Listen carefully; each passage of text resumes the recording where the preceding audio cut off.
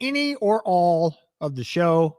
We appreciate it. We also always appreciate your contributions to the show, either via the phone line or the text line. We've got both available for you to use at your leisure. If we're talking about something that interests you and you have an opinion on, then fire away. Our hotline, if you want to call, is 316-669-4996. So if you want to give us a call and ask us a question or make a comment, then go right ahead on the hotline. Text line, open for business all day and all night. 316-247-0923 is the text line. You'll need that today. I'm going to give away some stuff later on. So you'll need that. And again, that number, 247-0923. Shoot us a text. Tell your smart speaker to play KKGQ 92.3. Stream us online, ESPNWichita.com. Click Listen Live. Download our ESPN Wichita app. Take us with you wherever you go. Listen live or check out the podcasts of archived shows on demand. Listen to whatever, whenever.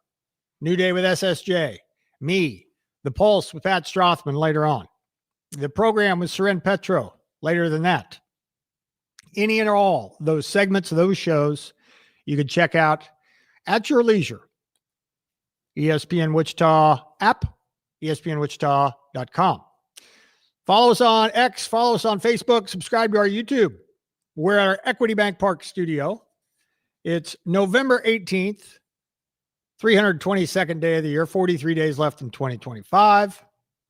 Headed for a high in Wichita today of 66 degrees. All right.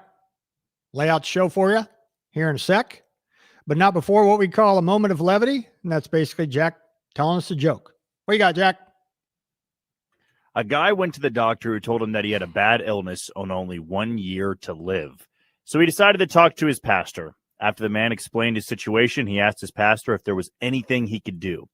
What you should do is go out and buy a late 70s or early 80s model Dodge pickup, said the pastor. Then go marry the ugliest woman you can find and buy yourself an old trailer house in the panhandle of Oklahoma.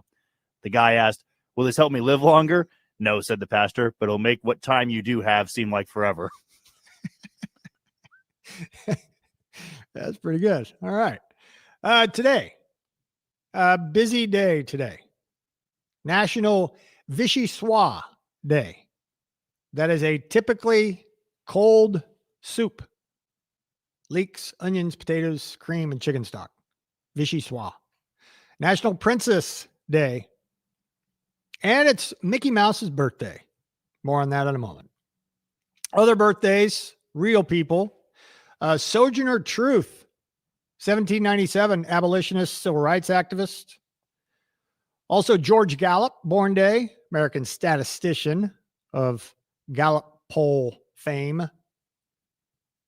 The co-inventor of Capitol Records, Johnny Mercer, born day. Mickey Mouse, born 1928, says here, still living.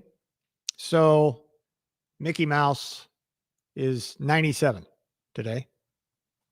Actresses Susan Sullivan and Linda Evans, same day, same year. Susan Sullivan from Falcon Crest fame. Linda Evans from Dynasty. A couple of nighttime soap operas. Kevin Nealon, comedian, Saturday Night Live performer, actor in Happy Gilmore. He's 72. Owen Wilson, born day.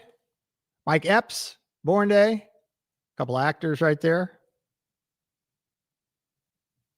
On this day in 1985, Calvin and Hobbes published for the first time. It appeared in 10 newspapers 40 years ago today. And in 1999, kind of a dubious on this day, bonfire collapses and kills 12 students at Texas A&M on this day, 1999. All right, there you go. There's November 18th for you. We have, in the first segment, here's what we're going to talk about. First segment, we got a couple of bits of breaking news. One national, one local. So we'll get you the very latest from college football and from the world of golf. That will be the first segment. So we'll meld those two together and get you up to date on what's going on in college football and in Wichita when it comes to the Wichita Open. Some news about that. 12:25, WSU hits the road. They take on Boise State later on tonight. So we'll talk about that. And also, speaking of Wichita State, the Wichita State Athletics Hall of Fame made an announcement yesterday. The latest to enter the Wichita State Hall of Fame has been announced. We'll tell you who that is coming up in the second segment. So some shocker talk at 12:25. Top Golf Twitter question has to do with KU and K-State trying to make a bowl in football at ESPN Wichita. So check that out. Go there, vote, repost. Then at 1 o'clock, Jordan's Juicy Takes. Jordan Foote, brought to you by Booth Creek Wagyu. Talk to him about the Chiefs Broncos game and get his opinions on other news and notes in the NFL. So we'll talk to Jordan, get his takes coming up at 1 o'clock. And KU Duke tonight without Darren Peterson again. Bill Self has made an announcement on the potential availability of DP. We'll tell you what that is. And KU in very, very rare air when it comes to the spread tonight against Duke. Talk about that. Hour number 2. I'm old Jack Young at the end of the show. Talk to Pat, old Pat Strathman with the Pulse fame. He will slide in here. We'll have a little crosstalk with him. Get you ready for the Pulse coming your way from 2 to 4 this afternoon. Here on a very sunny and nice day here in mid-November, and we're thrilled about it. I am anyway. 66 degrees, headed for a high today. All right, there are your topics. First of all, some breaking news from the world of college football. It has been reported by Pete Thamel and others. Announcement was made yesterday afternoon. Virginia Tech has hired James Franklin to be its next head football coach. That was announced by Virginia Tech on Monday. Tomorrow, he'll be formally introduced at a news conference. Franklin issued a statement, said he was humbled, honored to join the Hokie family. So basically thanked pretty much everybody in the entire Virginia Tech community. He was originally owed, as we told you, and I'm sure you know by now, $49 million after being fired by Penn State as part of his buyout back on October the 12th. But part of his deal with Virginia Tech, according to sources confirming to ESPN, includes a $9 million settlement from the Nittany Lions. Franklin, 12 seasons at Penn State, 3 at Vanderbilt, and winning percentage of over 68%, and an appearance in the 2024 college football playoff semifinals. Infamously, though, fired because of his inability to beat top 10 teams. More on that in a second. He will replace former defensive coordinator Brent Pry, who was fired in September after an 0-3 start and a 16-24 record with Virginia Tech through 4 seasons. After they fired Pry, and he's got to really appreciate this, Virginia Tech's Board of Visitors passed a plan to add $229 million to the athletics budget over the next 4 years. A move in trying to help make Virginia Tech a more attractive job, attract a candidate who could revive the school's football program, which they are now putting in the hands of James Franklin. He will no doubt be the most ballyhooed coach this side of Frank Beamer, who retired in 2015 after 29 years at the school. Since then, it's been Justin Fuente and Brent Pry, as the football program has fallen off a bit in the ACC since the days of Michael Vick and others at Virginia Tech. Of course, Penn State began the season ranked number 2 in the country, started 3-0, and then lost to Oregon, UCLA, Northwestern, and you know the rest. James Franklin out at Penn State. And he came to Penn State. Some will either forget this or choose to forget this.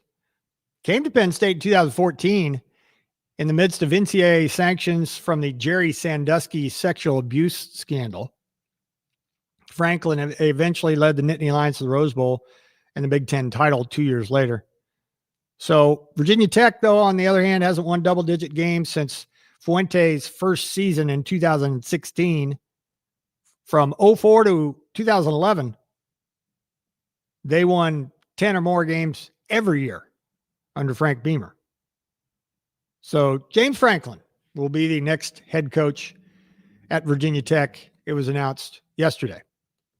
A little bit earlier today, a little closer to home, there's been some news out of the Wichita Open. And there's a release just about 2 hours ago or so. There was a story by Taylor Eldridge in the Eagle and a release by the Wichita Open itself that the 37th edition of the PGA Tour sanctioned competition is set for June 25th through the 28th this year. So you can mark your calendars late June, but it will not be the Korn Ferry Tour.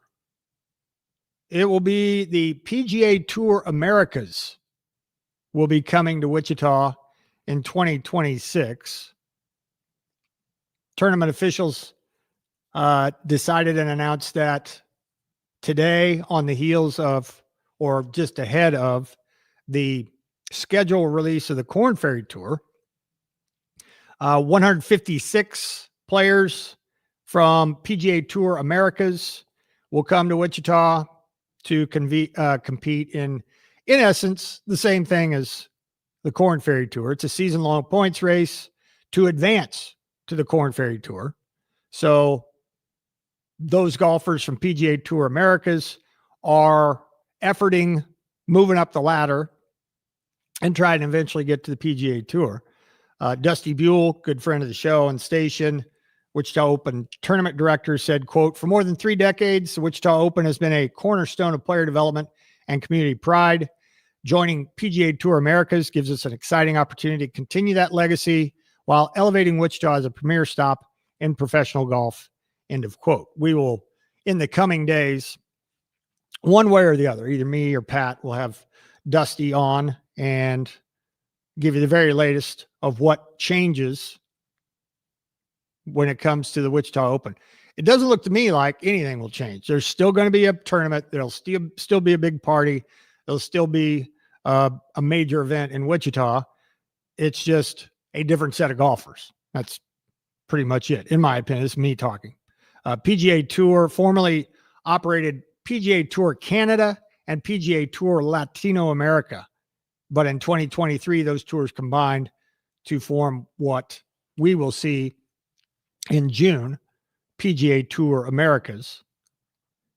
In the tour's first 2 seasons, it operated events in Argentina, Brazil, Colombia, Ecuador, Mexico, and Peru, as well as 7 provinces in Canada and Minnesota. At the end of 2026 season next October, the top 10 players on the season-long Fortinet Cup, I think I'm pronouncing that right, points list will go to the Korn Ferry Tour in 2027. PGA Tour Americas making its debut in 2026 in Wichita. So again, in essence, same thing, same tournament, same party, different players. Wichita Open will, again, run for 37 consecutive years. Just a change in the level of professional golf. sustainability, long-term sponsor value, all that still at the Wichita Open. And then, of course, fan favorite hole 17, got the party hole and enhanced course and player amenities year after year after year. Troy Jordan, chairman of the board, said, quote, "This evolution strengthens the Wichita Open for the next decade. It ensures sustainability for our partners and keeps Wichita in the national and global golf spotlight," end of quote. So it's a little surprising that the Korn Ferry Tour has elected to go in a different direction, but they have. And I think we said it, well, it was a pretty poorly kept secret a couple of as far as back as a few months ago, that Korn Ferry Tour is going to add at least 2 stops. I think, and one was in Texas, I think in Amarillo, and maybe one other stop. That news came out quite a while ago. I'm just surprised that Korn Ferry Tour moved on from Wichita, as it was, and probably will continue to be, one of the most popular stops on the Korn Ferry Tour. But the Wichita Open will go on. Founded in 1990, known for, again, the experience on hole 17 and commitment to local charities. It's a summer tradition in Wichita and Kansas, and it'll continue just with the PGA Tour Americas as the level of golf coming into Wichita. Again, top 10 players on their season-long points list will go to the Korn Ferry Tour the following season. So in essence, it's the same thing. Professional golfers trying to get to the PGA Tour, and the party will go on in Wichita June 25 to June 28, 2026. So a little bit of breaking news out of Wichita. The Wichita Open still going, just a different level of professional golf. All right, coming up here in just a little bit, Wichita State and Kansas both hit the road. We'll talk about the Shockers in hour 1. We'll talk about the Jayhawks in hour 2, as Wichita State will head to Boise, take on Boise State. That game is tonight at 8 o'clock. Both teams, actually, Wichita State undefeated and Boise State once beaten. Shockers are pretty sizable underdog going into Boise State. This is the last in a long list, or a long string of home games for Boise State.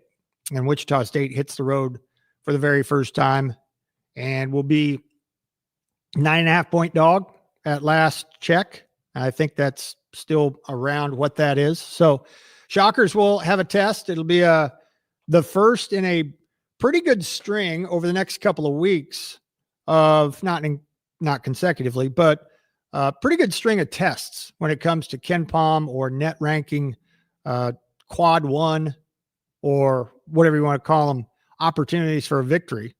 And the first one starts tonight at Boise State. So we'll talk about that coming up here in just a second. Also, Top Golf Twitter question has to do with Kansas and Kansas State football. Which is more likely to make a bowl?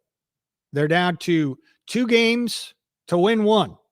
KU and K-State both need 1 more win to get bowl eligible. That's Top Golf Twitter question today. And Jordan Foote at 1 o'clock, courtesy of Booth Creek Wagyu, the KU Duke preview, as Kansas has been a double-digit underdog for the first time since I bet you can't guess. We'll talk about that at 1:25. Elmo Jack Young at the end of the show. So it's a basketball intensive Shane Dennis show, sprinkled in with some NFL talk with Jordan Foote coming up at 1 o'clock. If you want to be a part of the show, we highly encourage you to text 316-247-0923. What do you think about Wichita State and Boise State tonight? Give us your thoughts on that if you want to. For example, 316-247-0923. Shockers and Broncos in Boise. Give you the skinny when we come back. It's 12:20. You're listening to the Shane Dennis Show on ESPN Wichita, 92.3 FM. Beginning next Monday, our good friends at Twin Peaks are getting ready for the holidays. The season of giving starts next Monday, the 24th. Twin Peaks launches their holiday bonus card event. Buy a gift card for someone on your list, and they'll hook you up with a bonus card just for you, because giving feels great, but getting rewarded for it, even better. Share the gift of crave-worthy food, ice-cold 29-degree beer, and good times at Twin Peaks, and treat yourself while you're at it. Bonus cards are redeemable January 1st through the 31st, 2026 at participating locations, so ask your favorite Twin Peaks girl for details. Also, that same Monday, next Monday, we look forward to Black Friday weekend. And that just got a whole lot more exciting at Twin Peaks. They're throwing a costume party next Monday through Wednesday, and again on the 28th. That's Black Friday with drink specials, giveaways, and more. And yes, Twin Peaks girls will be dressed to impress all weekend long. So after you snag the shopping deals, slide over for ice cold drinks, great vibes, and a little holiday fun. Kick off the season with style next Monday, only at Twin Peaks. Twin Peaks eats, drinks, scenic views. What do people with blindness or low vision need to live to the fullest? Just ask them. It's skill development, scientific breakthroughs, knowledge-based jobs, and the same opportunities as everyone else. When you give to Envision, whether it be your time, donations, or your engagement, you make it all possible. That's because at Envision, they don't focus on the disability. They value the ability. They choose not to envision a world without sight, but to envision a world where people who are blind or visually impaired are empowered to reach their full potential. Learn more at envisionus.com. December 15th at 6 p.m. The wait is over. Gillies Park City is opening its doors and bringing the legendary Honky Tonk Spirit to life. Feel the live music that moves you. Taste the bold barbecue. Dive into thrilling gaming, wall-to-wall sports, and non-stop arcade action. All under one unforgettable roof. Gillies, where the stars come to play. Just 10 miles north of Wichita and Park City. Visit Gillies Park City or playgillies.com. Nobody protects you from mayhem like Allstate. On that heavy shelf you hung yesterday. Turns out you didn't use enough anchors. Wait, you didn't use any anchors? Now you've got an open floor plan. Trendy. And if you have the wrong home insurance, you could need a wall of money to fix this. So get home insurance with Allstate and be better protected from mayhem, like me.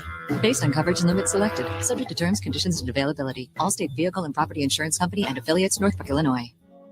Research shows listeners prefer a personalized experience. So to help you remember, Liberty Mutual customizes your home insurance. We personalize this ad for Amber, who really misses boy bands from the 90s. Hey girl, I'm the cute one, here to tell you how Liberty Mutual customizes your home insurance so you only pay for what you need. I'm the heartthrob. The only thing I love more than you is saving. And I'm the other boy in the band everyone forgot about. Only pay for what you need at libertymutual.com. Liberty, liberty, liberty, liberty. Today on Hey Culligan Smart Home, Smarter Water Softener, here's Kevin. Hey Culligan, can a smart water softener lift those heavy salt bags for me? Kevin, it can.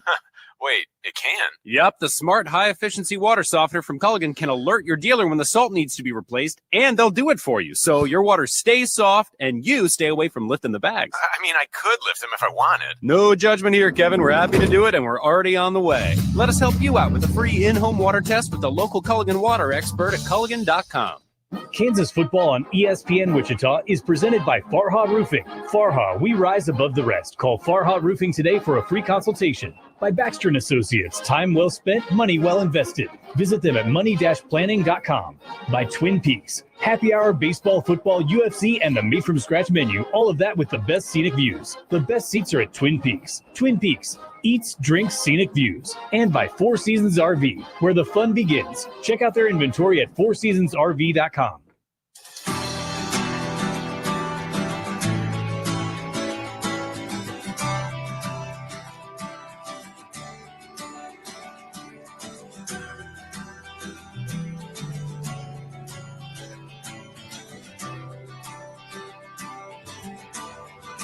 I know what you're doing. I see it all too clear. Happy birthday, Duncan Sheik. That's Barely Breathing. That's Duncan Sheik's banger. 12:25. So Wichita State tonight hits the road for the first time.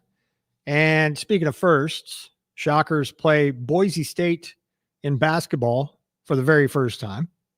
They will be facing a solid Mountain West team in Boise State when it comes to the metrics, whichever you prefer.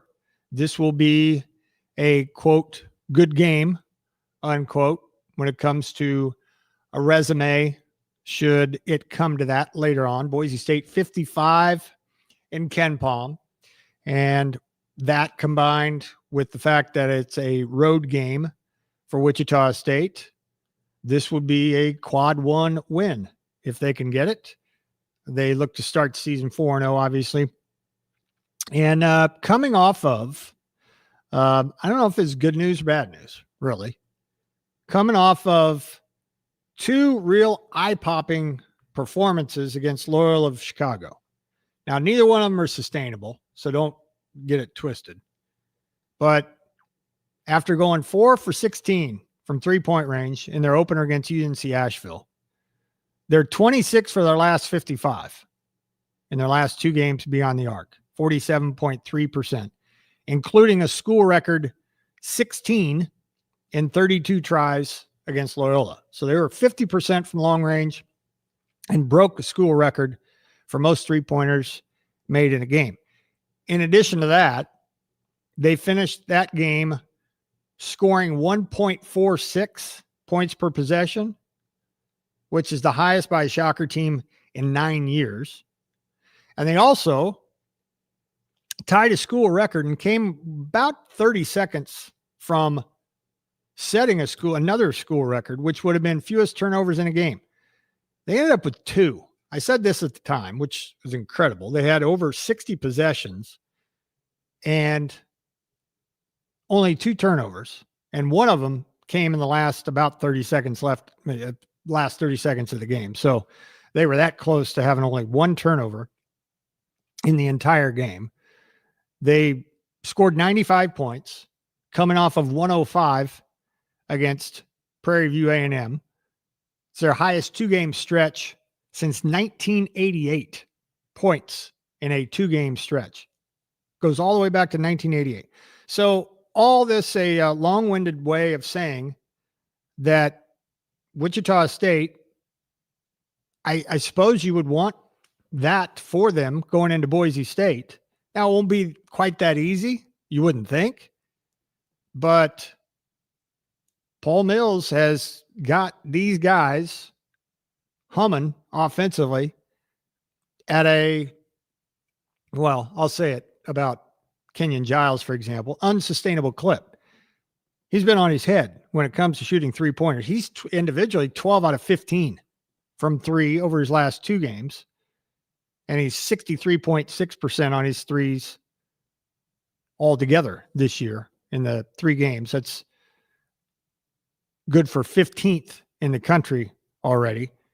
And he's 6th in the country in three-pointers made per game, a little over 4.5. Also, I don't think I mentioned this. Will Berg had a dunk against Loyola, which set a Wichita State record for most dunks or most consecutive games with at least 1 dunk, 37. So that's a little bit of minutia, but kind of a cool stat if you're keeping track of dunks. Shockers have had at least 1 in 37 consecutive games. So, and then, by the way, the Shockers in KenPom, if you're curious, they started this year 120 and they're now 98. So they're in the top 100 in KenPom.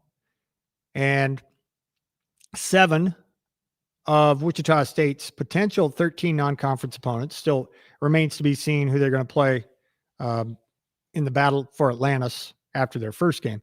But 7 of Wichita State's potential 13 non-conference opponents are ranked in the top 80 of KenPom. So there's a kind of a sprinkling of quote-unquote good games ahead for Wichita State. I think it's putting the cart way before the horse if you're wanting to talk about building a resume when it comes to Wichita State. That is a long road, but so far so good. They're 3-0. They won the games they should have won. And I think I mentioned it at the time, the Monday after they beat Loyola, beat the brakes off of them. Vegas thought that was going to be close and really never was. What with the 2 turnovers and the 16 3-pointers, that combo will win you a lot of games. So will that happen tonight? Not likely. but it'll be interesting to see what gives. Boise State is under head coach Leon Rice. He's in his 16th season there. He's the all-time program wins leader.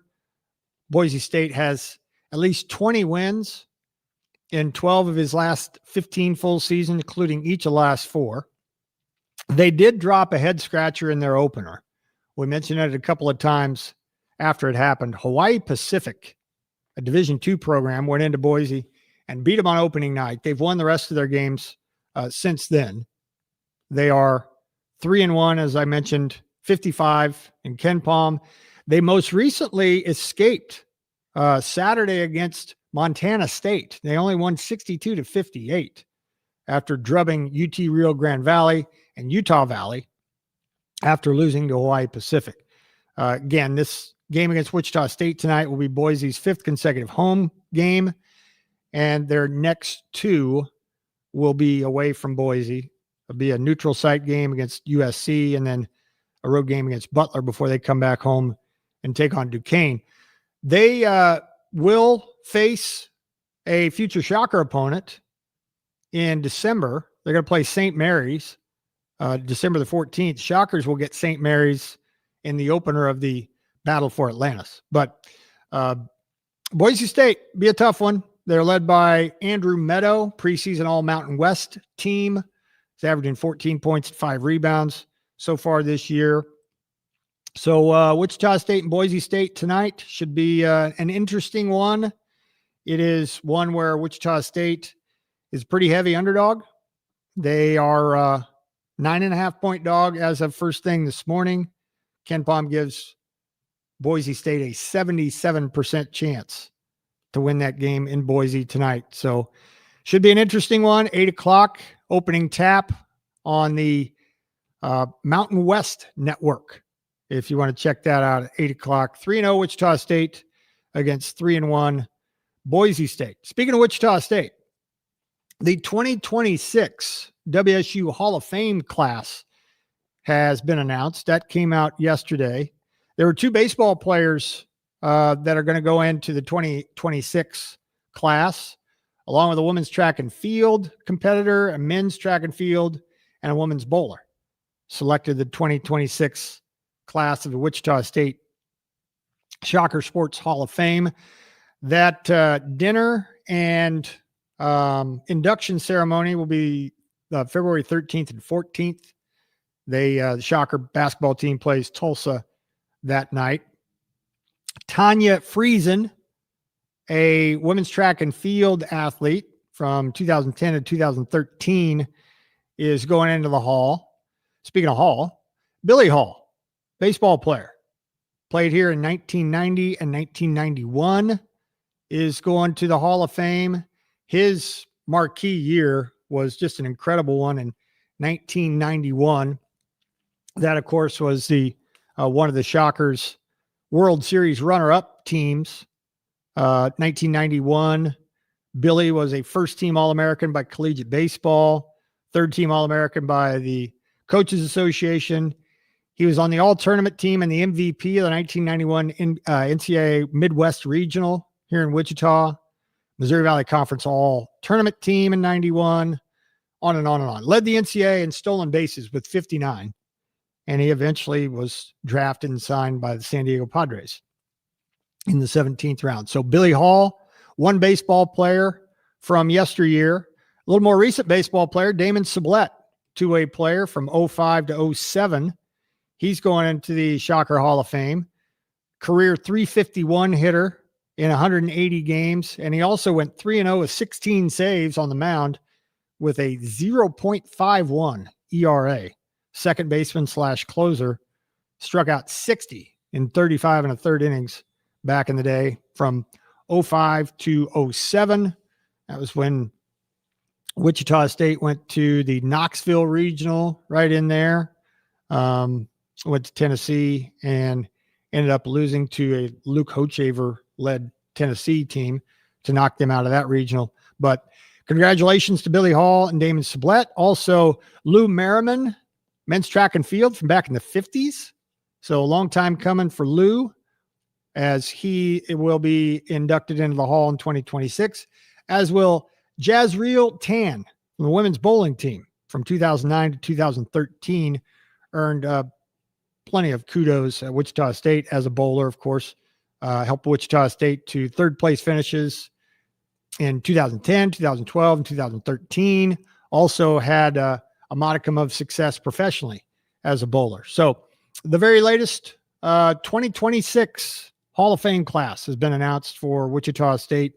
Again, those athletes will be honored the weekend of February 13th and 14th, 2026, when Tulsa comes to town to play basketball against Wichita State. So Shockers and Boise State tonight. We will be talking about it tomorrow.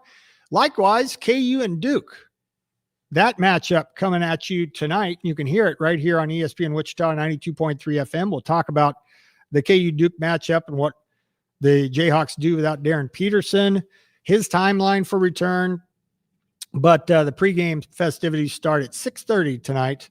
KU Duke as part of their annual get-together, really, with Duke, Michigan State, et cetera, et cetera.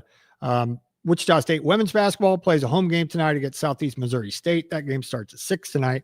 So plenty of basketball, and we'll talk about KU and Duke coming up in hour number 2. But Wichita State and Boise State with a big one tonight, tipping off at 8 o'clock. When we return, Twitter question. It's Top Golf Twitter question. Has to do with KU and K-State going bowling. What's it going to take and which one's going to make it? Or both, or neither. Head on over to our Twitter page at ESPN Wichita. We got a Twitter question up every single day that I have a show, and we would love for you to vote on it. And we'll give away some Top Golf swag coming up here in just a little bit as well. Top Golf Twitter coming your way next, 1237. You're listening to the Shane Dennis Show on ESPN Wichita. Listen up, soccer fans. Visit Wichita is excited to bring NJCAA Division II men's and women's soccer national championships to Wichita going on right now. Witness the best junior college teams from around the country compete now through the 22nd at Shields Striker Sports Complex. These amazing athletes will take the field, be crowned champion, be able to see high quality, fast paced soccer. It's fun for the whole family. So if you got little ones that play soccer and they're crazy about soccer, then head on over to visitwichita.com/get-tickets for tickets. That's visitwichita.com/get-tickets now through the 22nd. That's Saturday. It's going on at the Shields Striker Sports Complex. Amazing athletes, and we're going to crown a champion. Division II NJCAA Men's and Women's Soccer National Championships in Wichita. Head on over to visitwichita.com/get-tickets. What do people with blindness or low vision need to live to the fullest? Just ask them. It's skill development, scientific breakthroughs, knowledge-based jobs, and the same opportunities as everyone else. When you give to Envision, whether it be your time, donations, or your engagement, you make it all possible. That's because at Envision, they don't focus on the disability. They value the ability. They choose not to envision a world without sight, but to envision a world where people who are blind or visually impaired are empowered to reach their full potential. Learn more at envisionus.com. Progressive presents Adjusting to the Suburbs. You just bought a home in the suburbs, but no one told you about all the birds, specifically this one, who seems to be calling out Roy. Roy. But who exactly is Roy? And why doesn't he ever respond? Maybe Roy is just bird speak for Save with Progressive by bundling your home and auto. I guess until Roy answers, we'll never know. Progressive Casualty Insurance Company. Coverage provided and serviced by affiliates and third-party insurers. Hi, I'm Martha Stewart, and I have a question for you. You know that unwelcome guest everyone wishes would just leave already? That's COVID-19. That's why I got an updated booster designed to help protect against recent Omicron variants. Got it? Check eligibility and schedule your updated COVID booster at vaccines.gov. Sponsored by Pfizer and BioNTech. When storms hit, you need more than just a roofer. You need the biggest and most reliable name in the Midwest, Shamrock Roofing. Shamrock Roofing has grown into the largest roofing company in the region. with local crews right here to serve you. For nearly 50 years, we've proven our strength, our size, and our promise to you to be here for every repair and roof replacement. And every roof is backed by our lifetime craftsmanship warranty. One call does it all. Visit shamrockroofer.com. Hi, we're the people who have everything. There's nothing you can get us we don't have. We have 7 mini vacuums. And Pearl handled pickleball rackets. See? Need a gift for someone who has everything? The Kansas Lottery has you covered with holiday scratch tickets in $1, $2, $5, $10, and $20 options with instant wins up to $100,000. You could win even more in second chance drawings. Did he say thousands? We could always use that. See kslottery.com for details. There are just 4 teams left as the high school game of the week heads to Sub-State on ESPN Wichita 92.3 FM. In 4A West, the top-seeded Cape and Mount Carmel Crusaders look to return to the state championship game for the second time in 3 years as they play host to Wamego as the Red Raiders hit the road and take on Capen at Heights High School. Tune in for the Four Seasons RV pregame show at 6:30 p.m. with kickoff at 7 o'clock on ESPN Wichita 92.3 FM.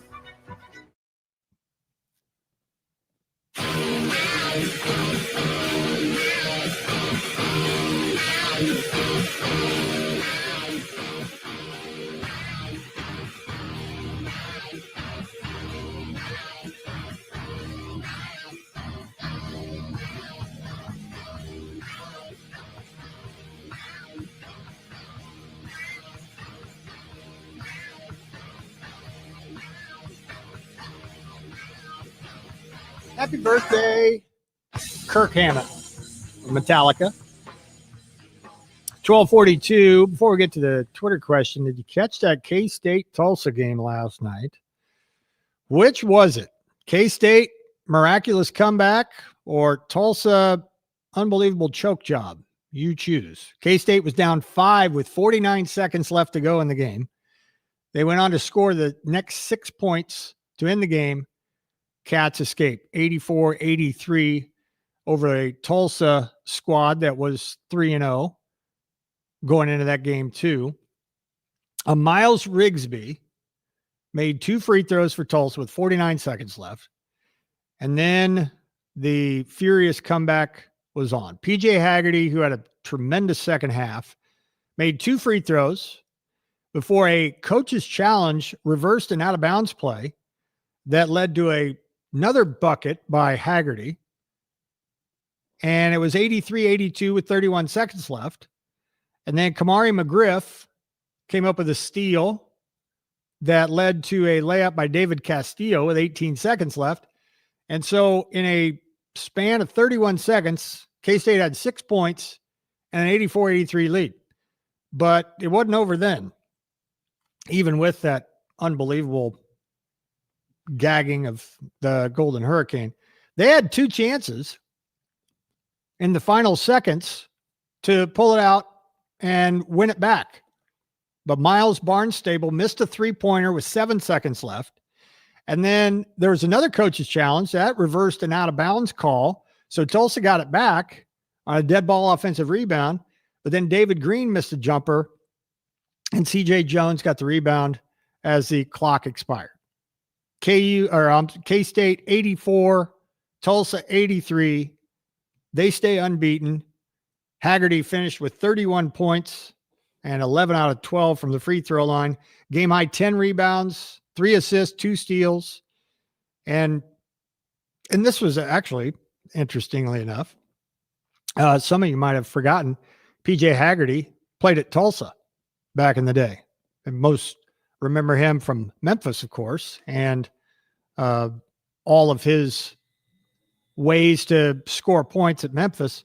Well, he's taking the show on the road to Manhattan, and so far so good for Haggerty. He's been not only a good scorer, but an efficient scorer.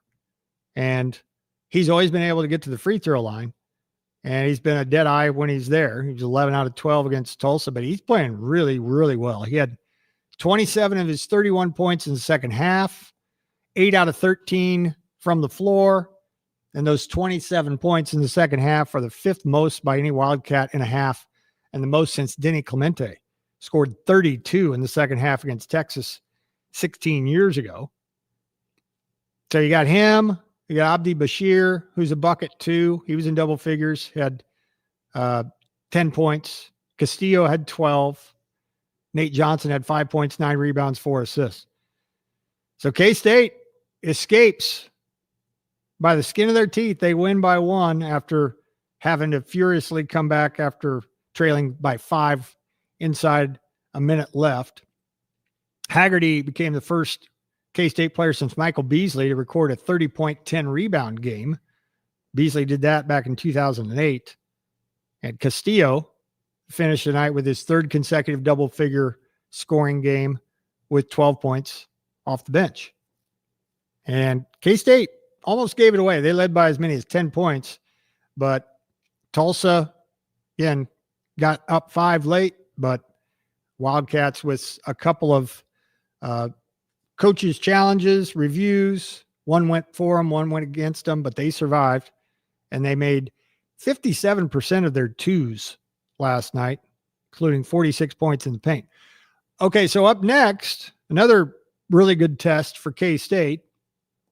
It'll be in the Hall of Fame Classic on Thursday, as the Wildcats will play Mississippi State in the second game of a doubleheader at T-Mobile Center. Tip set for approximately 8:30. It'll be on Peacock and the NBC Sports Now. So if you want to check that out, that's the Mississippi State Bulldogs, coached by former Shocker assistant Chris Jans. Quincy Ballard, former Shocker, he's at Mississippi State as well. So K-State will put their unbeaten record on the line and take their show to T-Mobile Center in Kansas City. And I'd try to stay unbeaten. I believe after that, I'd have to look, but I believe after that, they go to Indiana. I know they eventually do. Stand by. I'll tell you. Yes, their first true road game will come next Tuesday against Indiana. So will K-State continue to be undefeated? Remains to be seen. Mississippi State stands in their way. Mississippi State is 45 in Ken Palm. So that will be a good opportunity, a good win if they can get it. That Cal win a couple of games ago is the best so far on the Wildcats ledger. Their start is not unlike Wichita State's start. They had a couple of gimmies that they were supposed to win, and they did.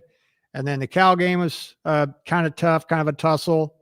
And Wichita State similarly with Loyola, although they blew them out. But similar kinds of teams.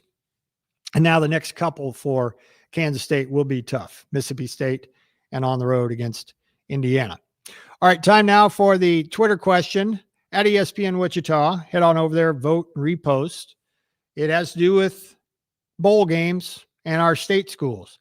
KU football has a game at Iowa State and home against Utah. K-State at Utah and a home against Colorado. Both need one win to get bowl eligible. Which one is it going to be? KU, K-State, both, or neither? You got 2 to win 1, KU and K-State. Who's it going to be? KU, K-State, both, or neither?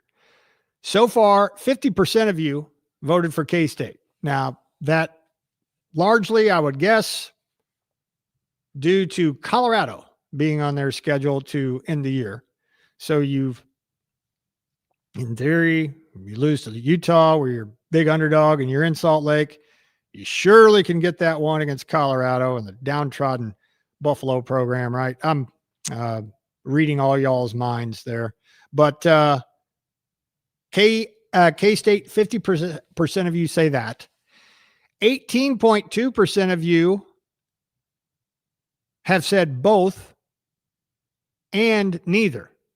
That is tied for second as far as votes are concerned. 18% of you think both will get in. 18% of you say neither are going to get in. Interesting. And 13.6% of you say KU will get in and get that one win. Trying to think of the best opportunity odds-wise. Jack, if you had to guess, KU going to Iowa State, KU at home against Utah, odds maker-wise, where would you put their best chance at? Which game? Oh, it's Iowa State, and it's not close. You don't If think they so? lose to Okay. Iowa State, they're getting drubbed by Utah. There's no other way around it. Iowa State's been bitten by the injury bug. Rocco Becht has not played well. They're not explosive in the passing game, but they do run it effectively, which has been a thorn in the side of KU's defense all season long. But if they don't get it on Saturday in Ames, which you still shouldn't expect them to, they're getting hammered by Utah. I mean, I would have as little confidence in that game than I have in any game this season for Kansas of actually coming away with a win. So if I'm reading you right, you're talking, let's say they lose against Iowa State in whatever fashion, double-digit home dog against Utah. Let's see. Utah is they're a 16.5 top point 15. favorite at home against K-State. If you want to use that for a measuring stick, I don't know if that helps you or not, but I would say it'd probably be somewhere between 10 and 14. That would be my best guess on it. Okay. But still, I think I would. My prediction, if they are to lose the game in Ames, I'd probably say somewhere around 42-14 Utah. I think it's truthfully a horrible matchup for KU, just defensively and offensively. All right. Good to know. Last night in Monday Night Football, if you missed it, Cowboys 33, Raiders 16. Dak Prescott, very good last night, 25 out of 33 for 286 and 4 touchdowns. Maybe, and this is a little below the radar, and if you didn't care about this game, I understand. You Cowboys fans probably did. An opportunity to watch them in Vegas. But I couldn't help but notice, and trust me, I didn't have any fantasy implications, and I didn't have any bets that didn't come home because of this. So full disclosure. But the fact that the Raiders turned and handed it to their first round draft pick 6 times and elected to have Geno Smith drop back 30 plus times. I don't know if it's time to have Pete Carroll put out to pasture or not, but if you want to, that's a pretty good reason to. Big way to keep Dak Prescott and George Pickens and CeeDee Lamb and Javonte Williams quiet and off the field is to use the guy that you spent a first-round draft pick on. And they didn't. And they were, I would say they were never a part of the game. They kind of were. It was 24-9 at halftime. And by NFL standards, that's not out of anything at all. And, I certainly don't care about the Raiders. And I didn't care about who won or lost the game. But just as a kind of a innocent bystander in a game that the Cowboys were only favored by 3.5. So Vegas, thought that Vegas had a puncher's chance in this one. And what do the Raiders do? Give it to Ashton Genty 6 times in the run game, 6 carries. They actually threw him the ball 6 times. So they thought enough of him to incorporate him into the offense, just not for the job that they drafted him for. 6 carries, 7 yards, a long of 11. Now, granted, there was a lot of negative plays and runs for not much, but you let Geno Smith actually drop back and throw it 42 times, run it 4 times. So he dropped back 46 times and handed it off to his running backs 8 times. And they lose 33-16. Again, not my circus, not my monkeys. I don't care about the Raiders, but they continue to do Raider things. And I don't know that I expected them to be such a zoo with Pete Carroll as their head coach. But it's looking more and more like, and you Raider fans, if there are any out there, let me know if you agree or not. They're kind of a cursed franchise. Well, more than kind of. their list of head coaches since early 2000 is something. Let's just put it that way. But Raiders lose last night in Monday Night Football. The Cowboys stay alive. And speaking of the Cowboys, they got a big one coming up next Sunday. And you can hear it right here on ESPN Wichita 92.3 FM. Back end of a NFL doubleheader. We'll start with what are the chances? Chance is coming your way at 11 o'clock, leading you into the noon game, which is Minnesota and Green Bay. That will be the noon game. And followed by the Cowboys and Eagles. So that ought to be a good one and a big one in the NFC East. So check out what are the chances with Chancellor. He'll be at the Kansas Star Casino like he is every Sunday morning from 11 to noon and leading you into Minnesota, Green Bay, and then Dallas, Philadelphia. Texter says, I cared about that game last night because I had Dak Prescott and CeeDee Lamb on my fantasy team. If they make that last touchdown in the fourth quarter, I win. Unfortunately, I lost. God, they had a good day and you still lost. You must have been down big before the game last night, Texter, to almost pull that off. But 33-16 was the final. And big one for Dallas on Sunday as they play Philadelphia. And then, of course, the following Thursday, they play Kansas City. So big couple of games for the Cowboys. They're 4-5-1. Big couple of games for the Chiefs. 5-5, take on the Colts next, and then to the Star to take on Dallas on Thanksgiving Day. 12:57. When we come back, we need to get to Jordan's Juicy Takes, brought to you by Booth Creek Wagyu. That's coming your way next. Wichita's new sports leader, ESPN Wichita, 92.3 FM, KKGQ, Newton. Pay heed. All who enter. A swat on one end, a poster on the other. What a sequence. Join the Jayhawks all season on the hardwood. He hit it from way downtown. The legacy continues right here on your home for Kansas Jayhawk basketball. Tuesday, tune in to hear live coverage of Kansas and Duke in the Champions Classic. Coverage begins at 8 on ESPN Wichita 92.3 FM. Dirty exterior? Don't scrub it. Wet it and forget it. Wet and Forget, the easy outdoor cleaner. Wet and Forget works overtime with Mother Nature to eliminate unsightly black and green stains on the exterior of your home with no scrubbing, power washing, or bleach. Use Wet and Forget on all your outdoor surfaces, including decks, siding, roofs, and patios. Wet and Forget's available in a concentrate or extreme reach hose-in. Purchase Wet and Forget in store or online at Lowe's, Menards, Ace, or Walmart. And we are all tied up in the bottom of the ninth. Bases loaded. Electric in here. Electric. It all comes down to this pitch. You throw the fastball here. But it looks like Brock is walking off the field and is leaving the stadium. What is going on here? I'm getting word that he left to get a taco. When you need a taco, you need a taco. Introducing the new Cantina Crispy Melt Taco, only from Taco Bell. Yeah, Jordan. Participating U.S. locations for a limited time only. Also, remember that watering hole I was telling you about? 2 generations, the Southwestern The one Remodeling that Professionals Tanner's have been providing brother homeowners was in the going to Wichita open area with a truly unique luxury Today's the grand remodeling opening. experience. From the initial consultation Bloom is already through there. project design and production, Stunner. our team provides concierge-style service with a true focus on the best quality I'm products gonna go tonight and for the professional games. installation. Are you ready to experience Go something grab truly a different? spot at the end Give of us the bar. a call today at 263 fairly close. 1239 or visit Yeah, about 10 minutes. southwesternremodeling.com.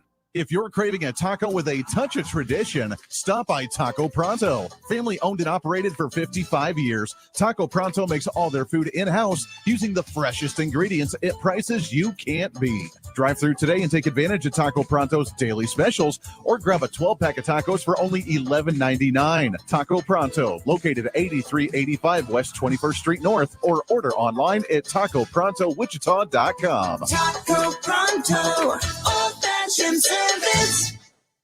We don't do ordinary at Oxenel Management. We pride ourselves on going beyond the typical commercial real estate relationship. At Body Bar Pilates, we combine strength and stability in an energizing reformer-based workout that transforms your body and mind. It's not just Pilates, it's your daily dose of power and confidence. Occidental Management truly cared about our business and our success, going above and beyond to support our vision. Learn more at bodybarpilates.com or call 316-494-0413.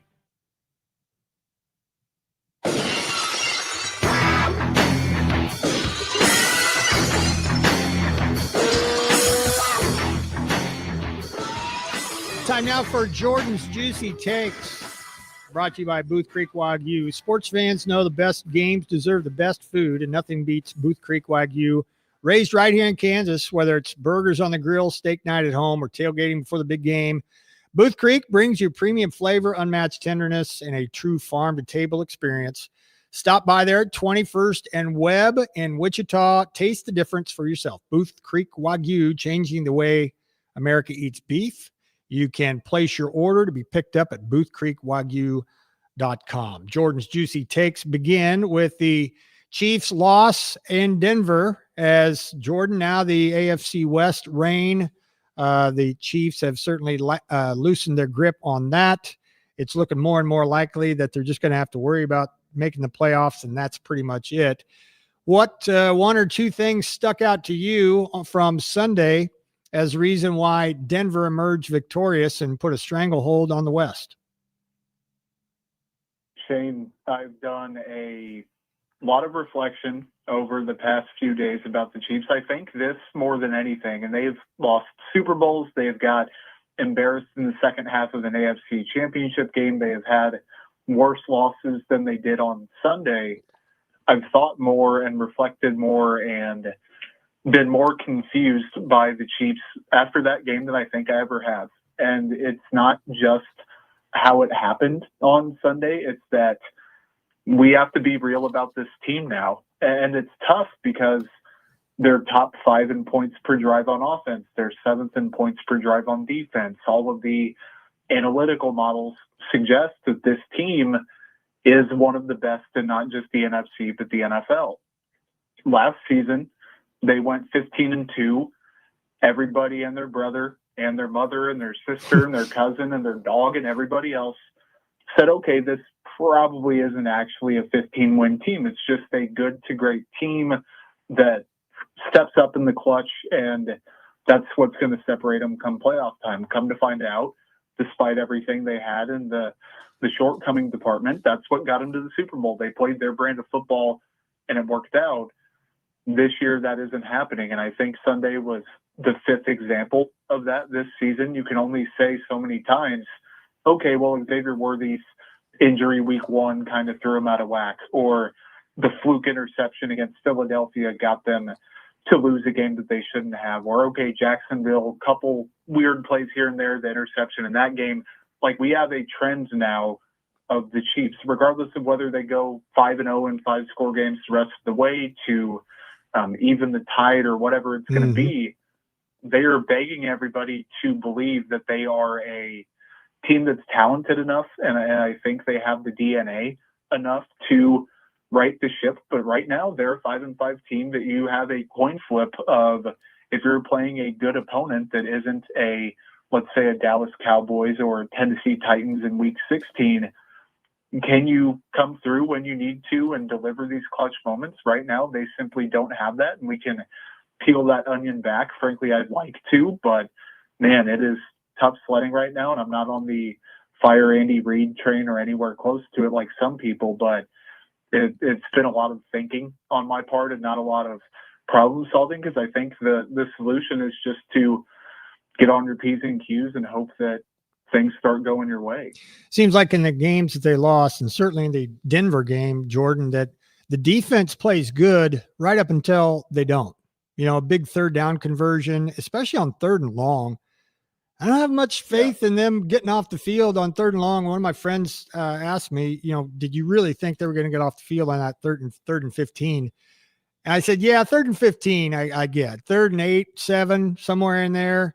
They don't inspire a lot of confidence. And sure enough, 3rd and 15, Bo Nix converted that too. So what's the explanation of this Chiefs defense that seems to be less than the sum of their parts? And Steve Spagnuolo almost refused to blitz Bo Nix when he knew he was going to drop back to pass. Yeah, it's been a massive problem. And I have a bunch of stats that I was kind of researching for the segment today that it all kind of added up in the aggregate. And like I said to lead off, they're 7th in points per drive. And you're like, okay, this is a solid to good defense, but they're 25th in time per drive. They're 20th in yards per drive. It's been a very bend but don't break approach. And unlike last season and maybe the year prior, they were getting the timely turnover. They were always getting the timely stop. Like they were kind of jacking around a little bit, but they could always, pull the rabbit out of the hat and say, okay, well, we can do this. We can make something happen. This year in the Denver game is a perfect microcosm of that. The EPA per play on early downs was negative 0.1. Like they were doing very good on first and second down. They were stopping the run. They were not allowing chunk gains to Denver. And then you get to late downs, it's 0.36. They were getting absolutely gashed. And if you look at only pass plays, 0.42. Bo Nix was getting literally whatever he wanted on those late downs. And it was Bill Barnwell from ESPN who just does fantastic, comprehensive, really drawn out in the best of ways type of work covering the league. The difference, I think, and part of it, which is ironic because they didn't do it a ton against the quarterback I think they should have, the Chiefs are dead last in pressure rate when they blitz this year at 32.4 when you're bringing those extra rushers. And last year they were ninth. So Spagnuolo, we always say he blitzes sometimes out of necessity. And this year with a lackluster defensive line, I think that's been the case.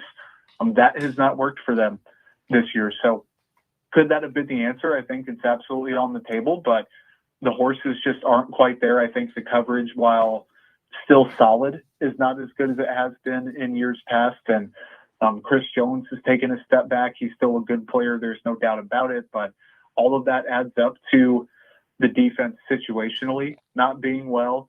And yes, the results have generally been, I'd say, okay to maybe a little bit above average. You can throw out certain things to make them look good, but the bend but don't break approach doesn't work when you're breaking. And I think on both sides of the ball, that's kind of what they're doing. You're a Pro Football Focus guy, at least more in depth than I am. How is Chris Jones doing this year? Because it seems like, just to the naked eye, he's not doing well. Is he? Yeah, I haven't looked in a while up there. And I think their tracking data is really fun. And I like some of the advanced metrics they have, but their grades I always take with a little bit of a grain of salt. So, okay, I got it pulled up. He has by far the worst overall grade of his career. It's 59.1. Last year it was 89.7. The year before it was 84.1. The year before it was 92. So this is very, very, very steep of a drop off. The run defense grade is by far the worst of his career. The pass rush grade is still very good. It's not quite elite. And I think that is what it comes down to. He's never been, in my eyes, a good run defender. That doesn't surprise me. The pass rushing has been still very good for a defensive tackle. He's been one of the very best in the league, but not this Aaron Donald level player in the pass rush category, and he has in the past. So I agree with some of it. I don't think that he's a middling defensive tackle at this point. That's just not an accurate depiction, and I would push back on their grading there. But is he elite still? I kind of think there's some room for interpretation that at age 31, which isn't a unnatural time for that to happen, that you're kind of seeing the cracks and you're seeing the exposure of the lack of talent around him. He could cover up for that, and now you aren't able to see that nearly as much. So are you sold on Denver after seeing what you saw? Before that, I do want to say the irony of this whole thing is Chris Jones probably played one of his best games of the season. Okay. Which makes it hilarious that we have this combo. I thought he played really well, made some splash plays after he hadn't for a while. I did want to be fair to him there, but Denver, man, they aren't 9-2 good. They are probably 10-7 good long term. Do I expect them to reach the AFC Championship game? Absolutely not. I think the defense gives them a chance, and Bo Nix can always randomly have a good game, but the expectation for me is probably a first-round exit for them, being completely honest. And the kicker is they might not have to play in the first round now with them taking care of business. So if a team let's say Buffalo or even the Chiefs, if they do get in and the bracket favors it, if they went to Denver and played them at Mile High, I would probably expect the visitor to take them down. I was just surprised. I was surprised at a few different things, obviously, but the Broncos were made one-dimensional by the Chiefs. They shut down the Denver run game, 2-point-something yards per rush. So it was pretty much on Bo Nix's right arm to try to win the game. And sure enough, he was able to do it. Nearly threw for 300 yards. And again, the non-pass rush and I think the 24% blitz rating, which was super low. Yeah. When he did drop back, he was still able to pull it off. So I think if you'd have told everybody that the Chiefs were not going to be facing J.K. Dobbins, first of all, and shutting down those spare running backs for the Broncos and making Bo Nix one-dimensional, I would have thought it'd been a no-brainer. The Chiefs won. So the head scratcher of the year, I guess, continues for this 5-5 Chiefs team, right? Well, and like especially with Pat Surtain out on the other side, you're like, okay, well, the Chiefs will be able to score, let's say, 25 points on this defense and hold Denver down. Like it is extremely confusing. That is the one word. And I mean, we used that same word in 2024, and heck, we probably used it in 2023 to describe this team. And I don't get how situationally bad they have been. Sam McDowell, the KC Star, had a really good column. FTN, they're tracking data for quarterbacks. Mahomes' completion percentage in the fourth quarter is 44.7, dead last among qualified quarterbacks. Like, he has been completely unlike himself late in games. Andy Reid has not had the team prepared, and I'm kind of surprised that we're 13, 14 minutes in here and haven't mentioned the coaching too much. But again, he doesn't need to go. He doesn't need to retire. I've seen some just absolutely ludicrous takes on the timeline. But this offseason, I wouldn't be surprised if there was a big push for a different offensive coordinator, an actual mind who he would listen to, because the scheme is getting stale. He has the horses right now. It's not a big talent problem. Josh Simmons was back. He had the left tackle. People are mostly healthy for the most part. And that paired with maybe some irreparable damage to Patrick Mahomes, where he isn't quite this godly quarterback and is instead just a really, really, really awesome one. You're seeing the results compared to last year. And it's way easier for guys like you and me after the fact to watch the all 22 and say that Mahomes probably should have hit this guy instead of this guy. And Kelsey coming open made this available for Worthy or Rashee Rice. But you brought it up, and the data is there. In the fourth quarter, he's just not the same.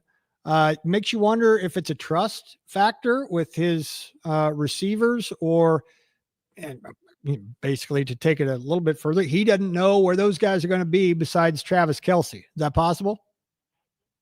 Yes, and I think especially when you have the route concepts with him and Rashee Rice being the top two, those guys get option routes. You like, if you aren't on the complete same page, and Kelce and Mahomes are almost all the time on the same page, but when you have all those moving bits and pieces, and you have Andy Reid, who has essentially been flooding the same parts of the field this year, it gets a little murky. And if you aren't executing to a T the spacing of a route, and week one was a great example, Xavier Worthy and Travis Kelce.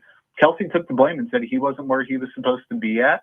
Your quarterback can know that, but when he's worried about the backup left guard getting beat, or he knows he doesn't have a running game, or he doesn't love the play that's being called, or if you're running an RPO, he is taking the ball instead of giving it to the running back. And there's so many moving parts that we just don't know about that make it difficult to definitively say he's not the same quarterback. And even a quote unquote, let's say 5-10% diminished Patrick Mahomes is still better than just about anybody's favorite quarterback, current or past. But man, it is tough sledding. And now at 5-5, they need to, I'd say, win 5 and maybe 6 games. If you go 5-2, you're at 10-7, and hoping that a Jacksonville can drop a few games. If Los Angeles can, maybe Pittsburgh falls out of the playoff race, something like that, and Baltimore overtakes them in the AFC North. But it's tough. They shouldn't be in this position. And the bad news is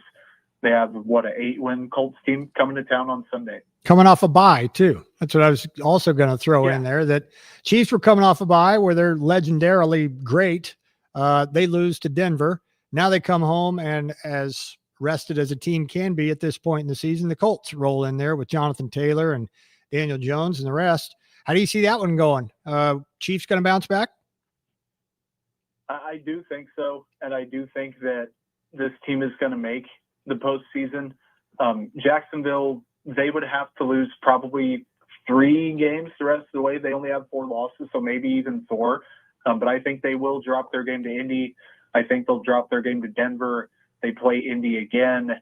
Then you're hoping they do Jacksonville things and lose to a team they probably shouldn't, which is absolutely possible. The Chargers still have to play the Chiefs again. They have Philly. They have Denver at the end. Houston is going to be feisty. So, these teams can give the Chiefs some help. And really the easiest thing to do, quote unquote, is to go 7-0 or 6-1 and give yourself 11 or 12 wins and don't leave it up to a tiebreaker type thing or leave it up to luck. But I don't think that's the business the Chiefs are going to find themselves in. They still have to play a Dallas team on Thanksgiving that's a little bit feisty. Houston is going to be fighting for a spot. Then they have the Chargers. They still have to play Denver again. But as far as this game is concerned, JT is one of, if not the best back in the NFL right now. I don't think that stopping Denver's banged up run game is a sign that they've fixed their problems there. That's going to be the matchup to watch. I'm not too worried about the passing game, which is ironic because Shane Steichen has been just absolutely phenomenal at scheming things up. I would keep an eye on Alec Pierce in the big plays, and the Chiefs, again, and they were on the right side of it a few times on Sunday. Those deep balls to Alec Pierce can draw PI penalties, or they can result in him making the big play or a drop. And he's not this big gargantuan DK Metcalf type of target, but more often than not, either it's going to be an incompletion, he's going to get the big play, or it's going to be a PI on the defense. So they're explosive, they're well coached, they have a good offensive line, they're a fantastic regular season team. I just don't trust the quarterback come playoff time. With all that said, if I had to narrow it down to a score, I'd say maybe 24-21, Chiefs 24-20, where it's a one-score game. They finally get one of those on the docket, but they don't get out of the woods by any means. Yeah. All right. Let's take a little bit of a brief spin around the NFL, if you don't mind. You said you don't really believe in the Broncos and their 9-2 record. What about the Patriots and their 9-2 record? Kind of the same thing. And now the caveat there, their schedule has been super easy. You can't deny that, but also they have taken care of every bit of business that they have to. And ironically, without this guy having been in a playoff environment and being inexperienced in that regard, I trust Drake May way more than I would trust Bo Nix.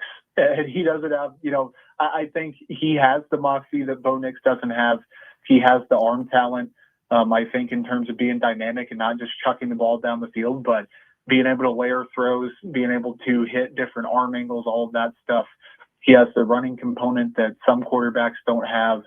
He's fantastic and rightfully an MVP candidate. So, again, are they this AFC powerhouse if they finish, let's say, 13-4?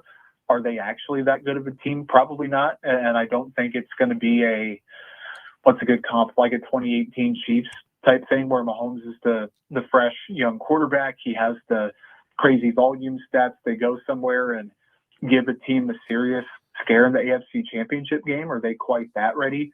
Probably not, but could I see them playing divisional weekend and having a pretty competitive game there? I'd say that's, definitely on the table. Steelers leading the AFC North over the Ravens by a game. Baltimore's won 4 in a row, so here they come. And Aaron Rodgers apparently has a broken bone in his left non-throwing wrist. AFC North, who's going to win it? I almost want to say it's Baltimore, man. Like I would too. The Steelers, and I don't believe in this. I don't believe in the Chicago Bears whatsoever, as far as I can throw them. But going to Chicago with your quarterback either banged up or potentially a backup at the helm, then you have to play Buffalo, then you have Baltimore, then you're playing Miami, who, never say never, might be clawing its way back into maybe just relevancy. I don't want to say the playoff picture, but they're hot and they're going to be competing for jobs. Then you have Detroit. You don't get a true break until Cleveland on the road late in the season against a really good defense who's going to try to spoil your season. Then you have Baltimore again. So Pittsburgh backloaded lots of tough games, a lot of uncertainty. Baltimore's a different team with Lamar back. They still have to play New England. They have Green Bay. They have Pittsburgh twice, but they also have Cincinnati 2 times. They play the Jets. I really think it's going to be Baltimore, which I should have taken advantage of that on the open market when I had the chance to. I didn't do the math in my head, but man, I don't believe in Pittsburgh quite. And not to say Baltimore is like this. If they finish, let's say 11-6, that I think they can make a Super Bowl run. I really just don't think they're that type of team this year, but get hot at the right time and scare some people. That seems to be their, not just on the table, but I'd say that's the likely path for them. Jets moving on from Justin Fields forever or just for now?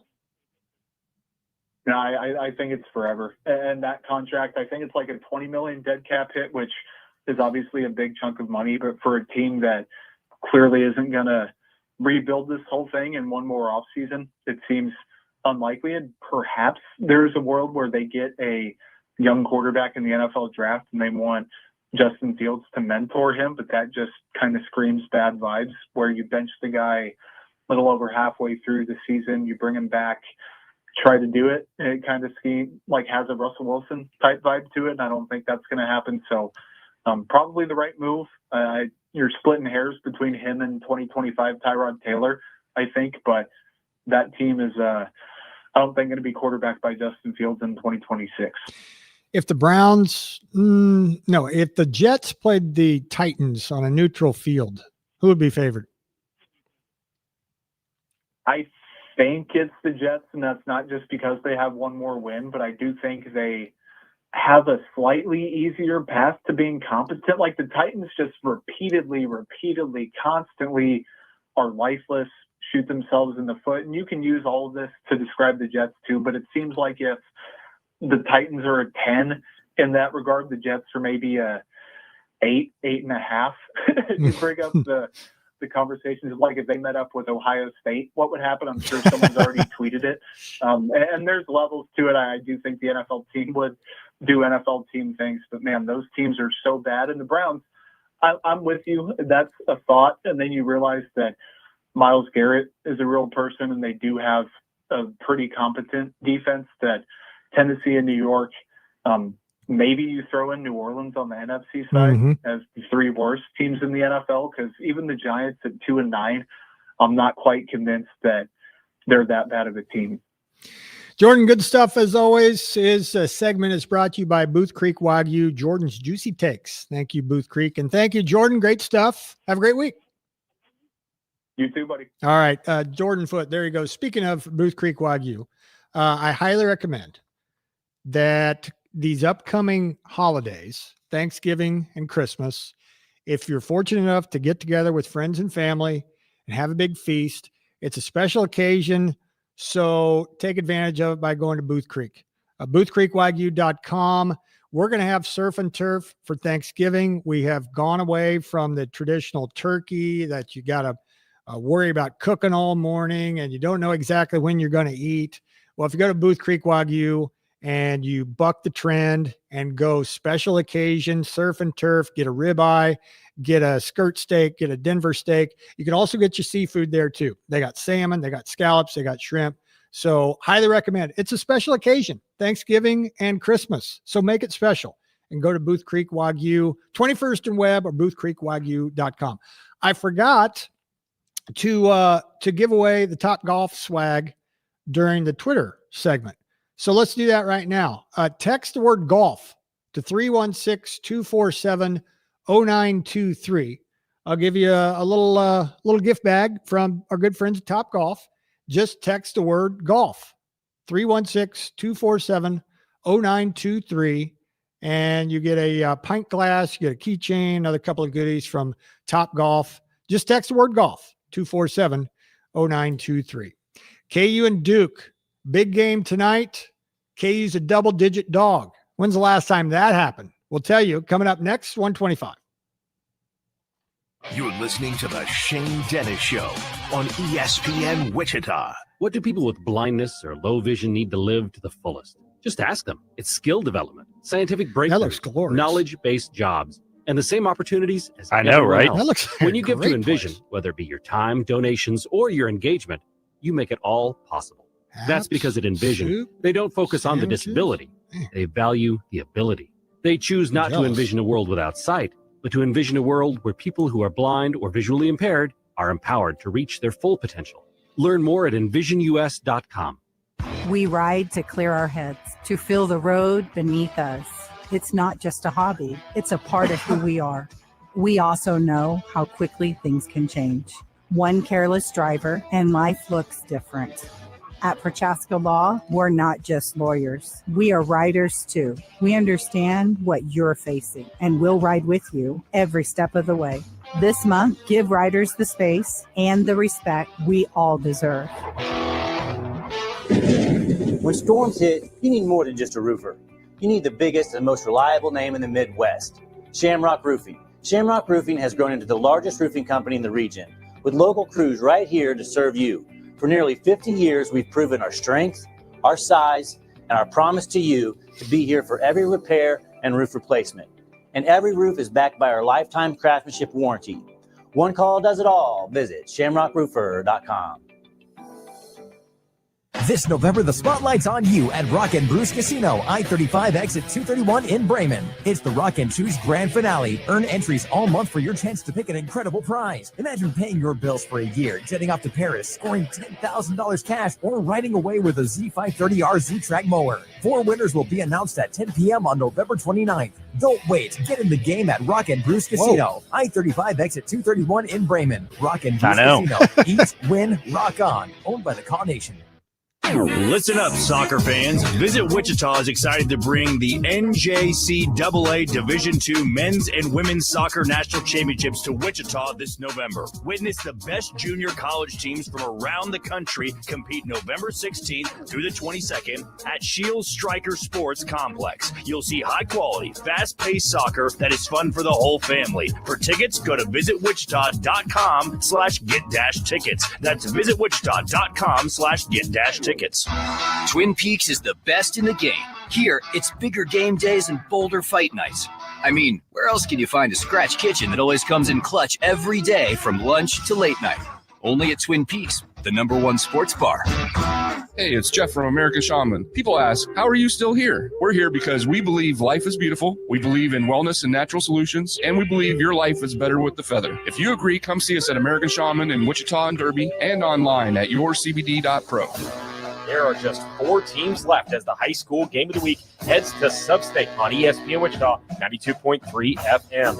In 4A West, the top-seeded Cape and Mount Carmel Crusaders look to return to the state championship game for the second time in 3 years as they play host to Wamego as the Red Raiders hit the road and take on Capen at Heights High School. Tune in for the Four Seasons RV pregame show at 6:30 p.m. with kickoff at 7 o'clock on ESPN Wichita 92.3 FM.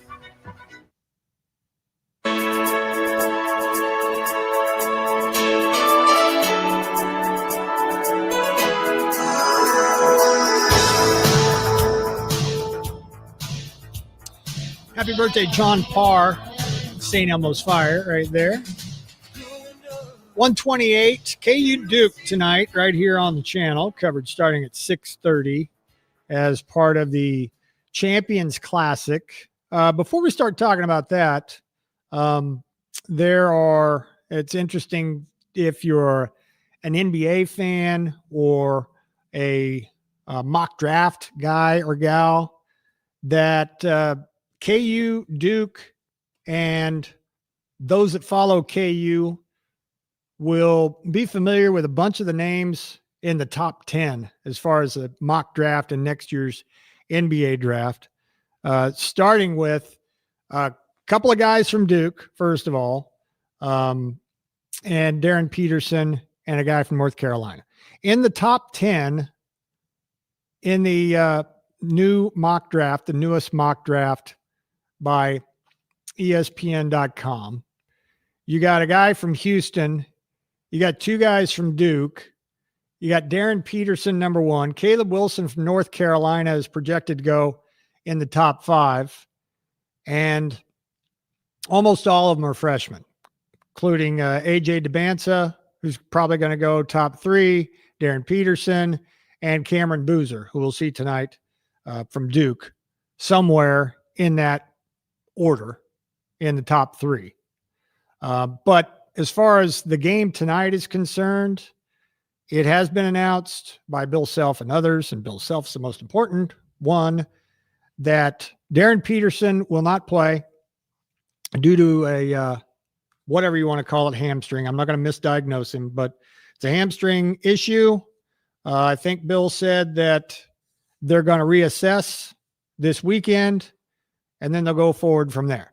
So we've been told repeatedly that this isn't a long-term thing, and it's not something that's going to linger on into the Big 12 season. But now I'm starting to have my doubts. First of all, in my opinion, this has turned into a long-term thing. It was a precautionary thing for Princeton. Prior to that, against A&M Corpus Christi, it was a game day type thing, and announced, I think it was that game, announced very late that Peterson wasn't going to play then. He was in street clothes. People were breaking the news that way. And now against Duke, he is not going to play in a back end of the doubleheader for the Champions Classic. That'll start with top 20 matchup between Kentucky and Michigan State. You can see that game on ESPN. You can listen to the game, Duke and KU, right here on ESPN Wichita 92.3 FM. Because Peterson's not going to play, KU is a 10.5 point, or was, may not still be, but they're a double-digit underdog, 10.5 points. Jack, would you like to enlighten us the last time a KU team was a double-digit underdog?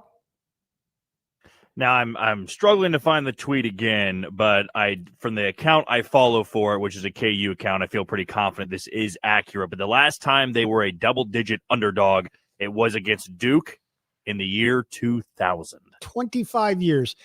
Who else might have gone that long without being a double-digit underdog? I know that's putting us both on the spot, but 25 years, I have a good one for you. A program never was a double-digit dog. I can't wait to hear it. Who? My guess, because of conference and just where they are when the tournament rolls around, Gonzaga. Yeah, that's a good one. That would be my guess. Yeah. Well, how does KU keep it close tonight? You've got Cameron Boozer has been quite good. He had 35 points, 12 rebounds, 5 assists, 3 blocks, and 3 steals against Indiana State on Friday. No big surprise as far as the production is concerned for a potential lottery pick. What kind of a game is he going to have tonight against KU? What does KU try to do to stop him? The three-headed monster of some sort between Badunga, White, and Tiller. They're going to be certainly in the microscope, under the microscope. Melvin Council also figures to, be leaned on quite a bit tonight. This Duke KU rivalry continues tonight, and it's just too bad, regardless of who you're rooting for. Now, if you're Duke, you probably hate Kansas and likewise, the opposite's true. But you'd certainly like to at least see a game like this have both teams at full strength, but that's just not the case. Boozer, Sarr, they got 5 stars all over the place and lottery picks all over the place. So, Jack, I'll lean on you, the KU guy. In order for KU to even keep it close, let alone win, what are a couple of things that they absolutely have to have? Well, I would say either one of two things here. I mean, you want to muddy up this game as best as possible. I mean, you really want to be physical. If this game has to be decided at the free throw line, it's probably the chance you got to take there. Now, let's be very clear here. It's not like KU is a 16 seed going up against Duke. They're still ranked, and they still will have a chance to make this a ball game, but a lot is going to happen. That's just the reality of the situation. Everybody knows that, you take away a team's best player and best scorer. I mean, you go across college basketball, you take a good college score off somebody's team, how different is their offensive game plan, let alone a guy that might be the number 1 pick in the NBA draft next year. But here's what I will say, because I feel for KU fans that, it's been a very downtrodden 2 weeks, I would say. You're probably not as excited for tonight's game, but here's the reality of the situation. Even though we all know if KU is going to go deep in the tournament this year, they're going to need Darren Peterson.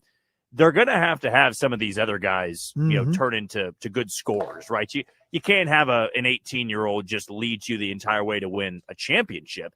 You might be able to ride him to win you the round of 32, but eventually you're going to run to a team that's well-balanced. And what I think is fun from a Kansas fan's perspective tonight, there really is nothing, and I mean nothing to lose. Duke is expected to stomp you.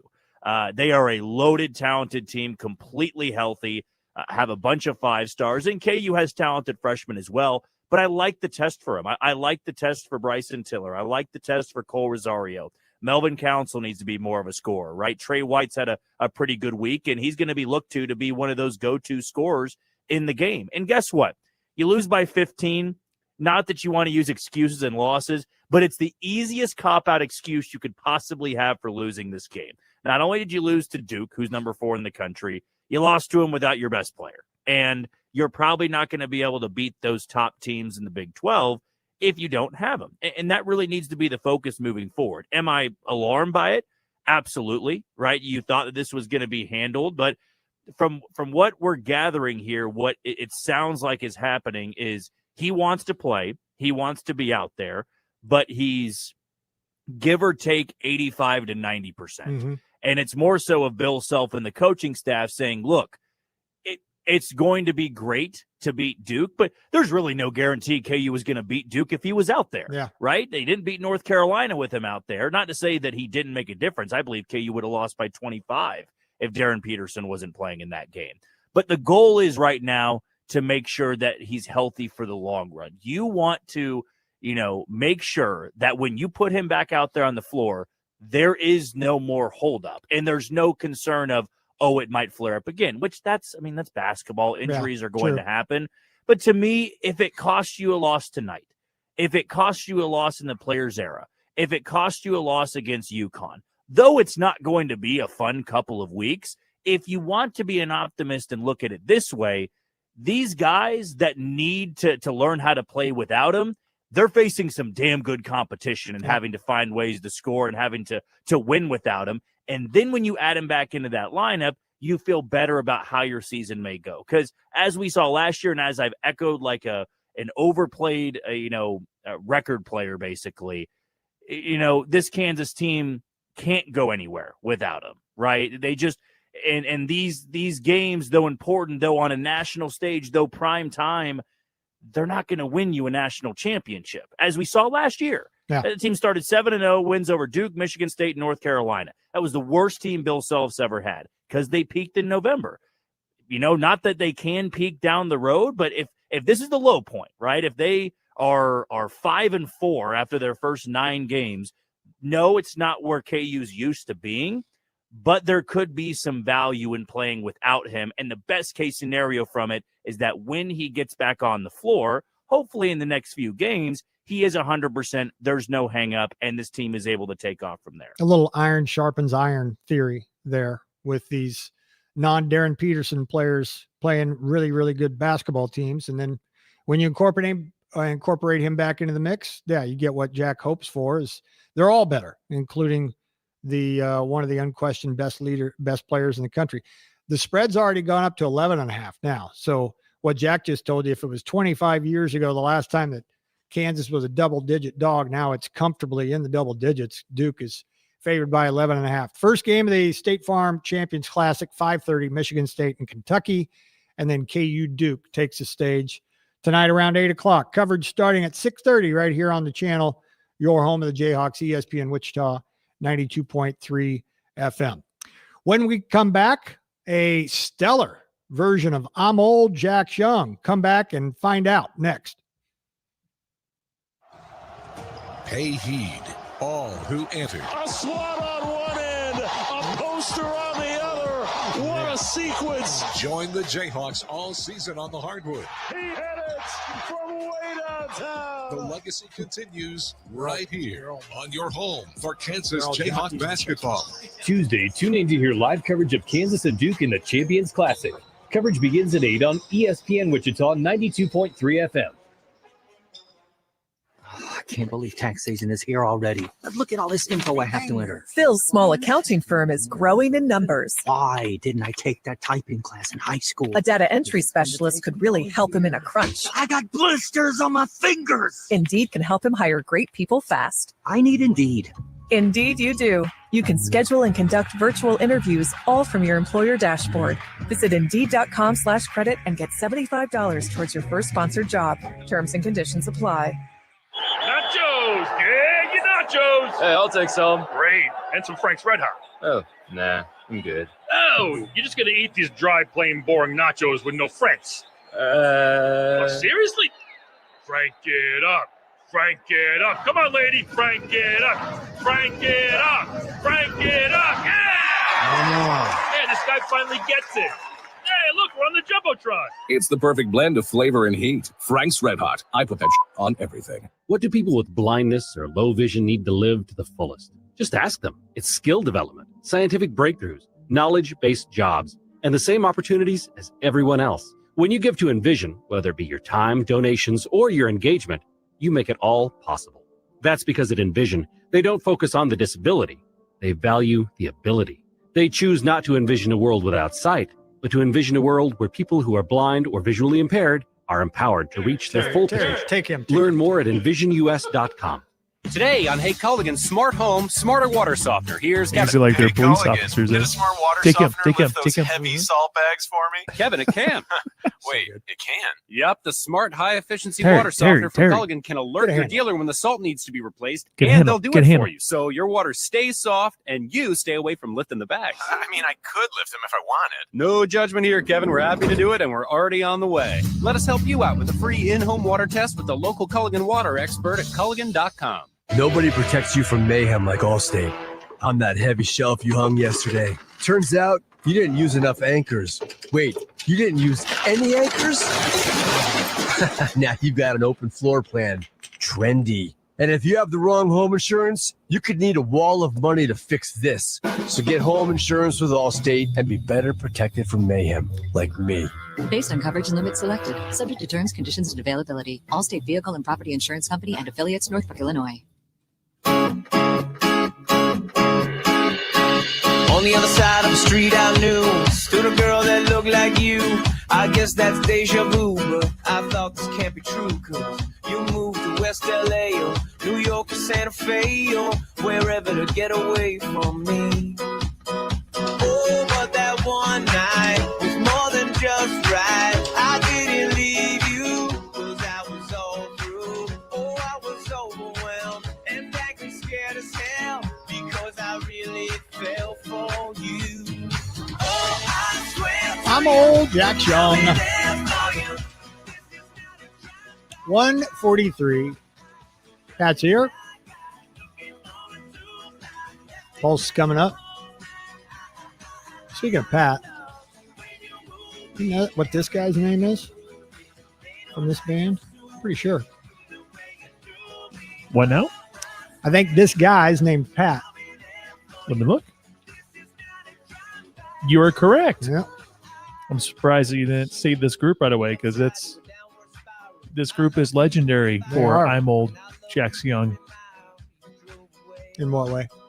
As in, you said this band's name within the first 2 seconds. Oh, right. Yeah, I did. That was the first time I think you said, boom. It was. Pot yeah. down. I wonder what song that was. Do you remember? I don't know. Jack? 50 ways to say goodbye. You remember? Wow. Wow. It starts off with the mariachi band, yeah. Oh.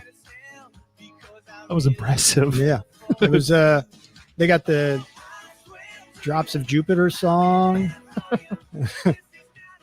Bluma really likes one that's kind of under the radar. He played it a million times his wedding weekend over the speakers. Jamie, if you're streaming the show, tell me what the name of that song is. If. I don't think there's any if. Yeah, normally he does. He might be giving a lesson right now, though. Oh, whoops. Yeah.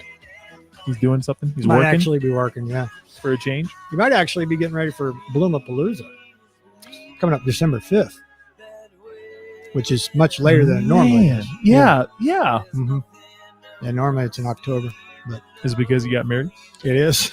And a feeling. Pretty much is, yeah. That backed everything up, and he went on his honeymoon and all that stuff. Well, I get it. Yep. Train. There you go. Did you guys know that today is the anniversary? I guess I could wait, use it later, but 8 years ago today, it's the Baker Mayfield crotch grab game. I did not know that. KU refused to shake his hand. OU 41, KU 3. And then Baker went out there and he took offense to that. He took it personally. I took it personally. Yeah. And I took that personally. I took that personally. Yes. All right. Today is November 18th. Let's see how both of you fellers feel about November 18th. I think it'll be legendary by the time we're done here.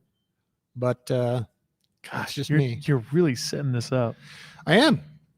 I'm putting my neck out there. Turning 24 today. Bluma? Play that song. That's it. Bluma was streaming the show. That's it. Turning The one 20 that goes all night long. That's the one. Yep. Caleb Williams, 24. Sooner quarterback, USC Trojan, and now Chicago Bear. There you go. Off and running. Turning 45 today. Non-Big Four. Denny Hamlin. Racing. Very good. 3-time Daytona 500 winner. Jason Williams, 50. White chocolate. Very good. Have his jersey. Yeah, very Is good. he really 50, 50. already? Afraid so. Wow. That's impressive. Also turning 50. David Ortiz. Nickname. Former Minnesota Twin. Oh, very good. Former Twin. Former Twin first baseman. Big Papi. Back when he had a glove. Big Papi. Did he make the nickname tournament? He would. You would have to, right? And yeah, without a doubt. He would have been a pretty high seed also. Turning 55 today, Alan Watson. Come on, Jack. I'll guess in baseball. Yes, pitcher. Giants. Lefty, if I recall correctly.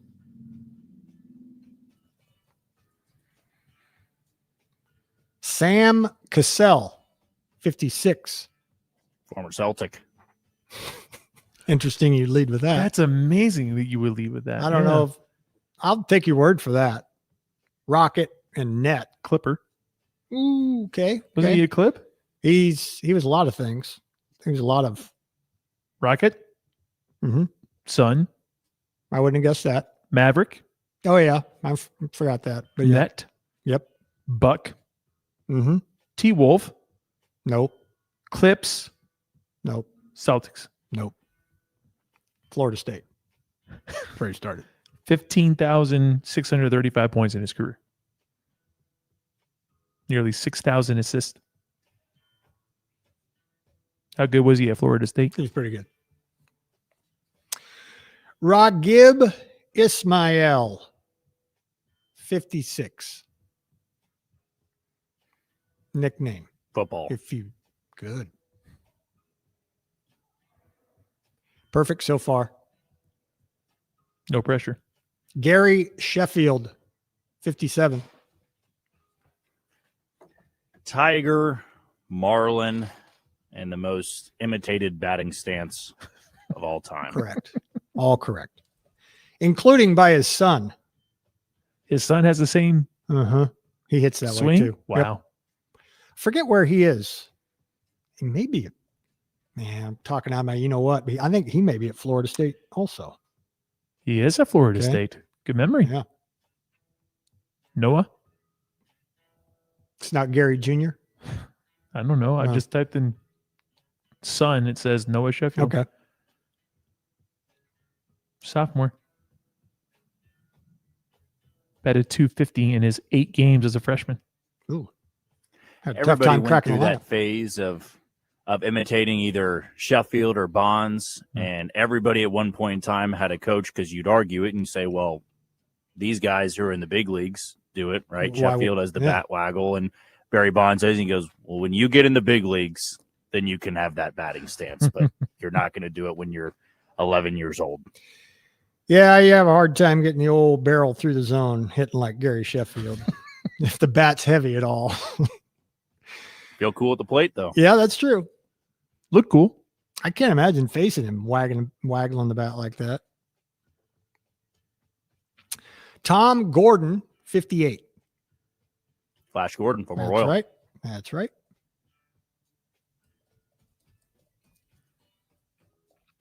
Darren Flutie, 59. Man, I'm going to have to say football just because Flutie. It's Doug's brother. Correct. How good was he? Okay. He was very good in the Canadian Football League. Really? Yep. CFL legend. We'll look him Darren up now. Flutie. Yep. He was good. Did he also go to Boston College? I think he did. He did. Yep.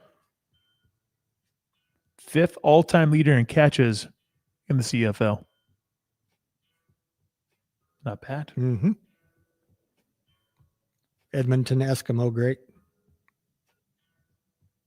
Seth Joyner, 61.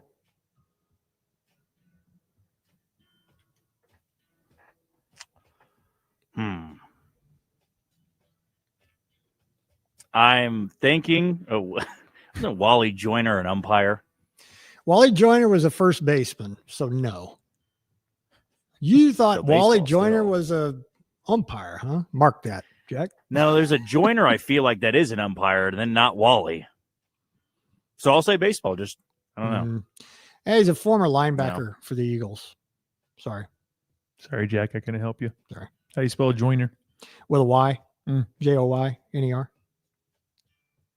Wally Joyner is a very good golfer, too. Humble brag. I golfed with him. Yeah. Was he good? Very. Born on this day, now dead. Len Bias Oh, basketball. Gone too soon. would have been 62. Same day, same year. Dante Bichette. This is the one gripe I have. So, of course, former Rocky, father of Bo. Correct. But there's this hilarious stat because there's, baseball has the old school people and the new school people, analytics, WAR, all that stuff. Even though WAR's not really an analytical stat. But Dante Bichette, the year at Coors Field where he had like 40 bombs, drove in 115, 120. Yep. Just elite hitter. He had like a negative 2.5 WAR that season because of how bad he was defensively. Wow. The old knock Like that's like Hunter Dozier level, but hit 40 bombs Right. and drove in over 100.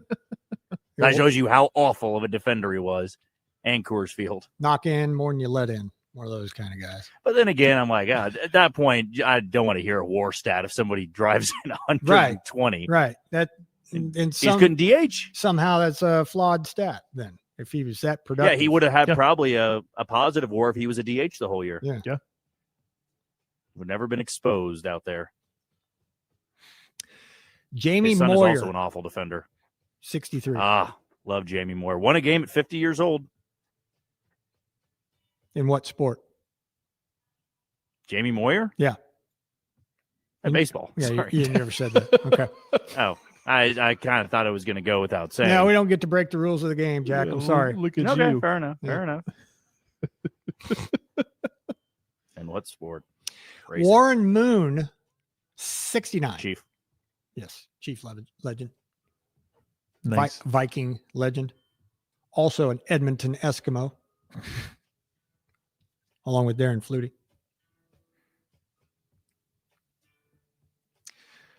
Bonus. I won't count off. Tony Franklin, 69. This is Big Four. Yep. Basketball. Kicker. Barefoot kicker for the Eagles back in the day. Like I said, bonus question. You and your love for kickers. I know it. Born on this day, now dead. Jack Tatum, See, this one I know, but it's not Nickname if you coming need to it. me. I'll take it. The Assassin. That's got to be football. Yeah, then. Raider defensive back. He's the guy that paralyzed Darryl Stingley in that exhibition game. Oh. Yep. Tatum died in 2010.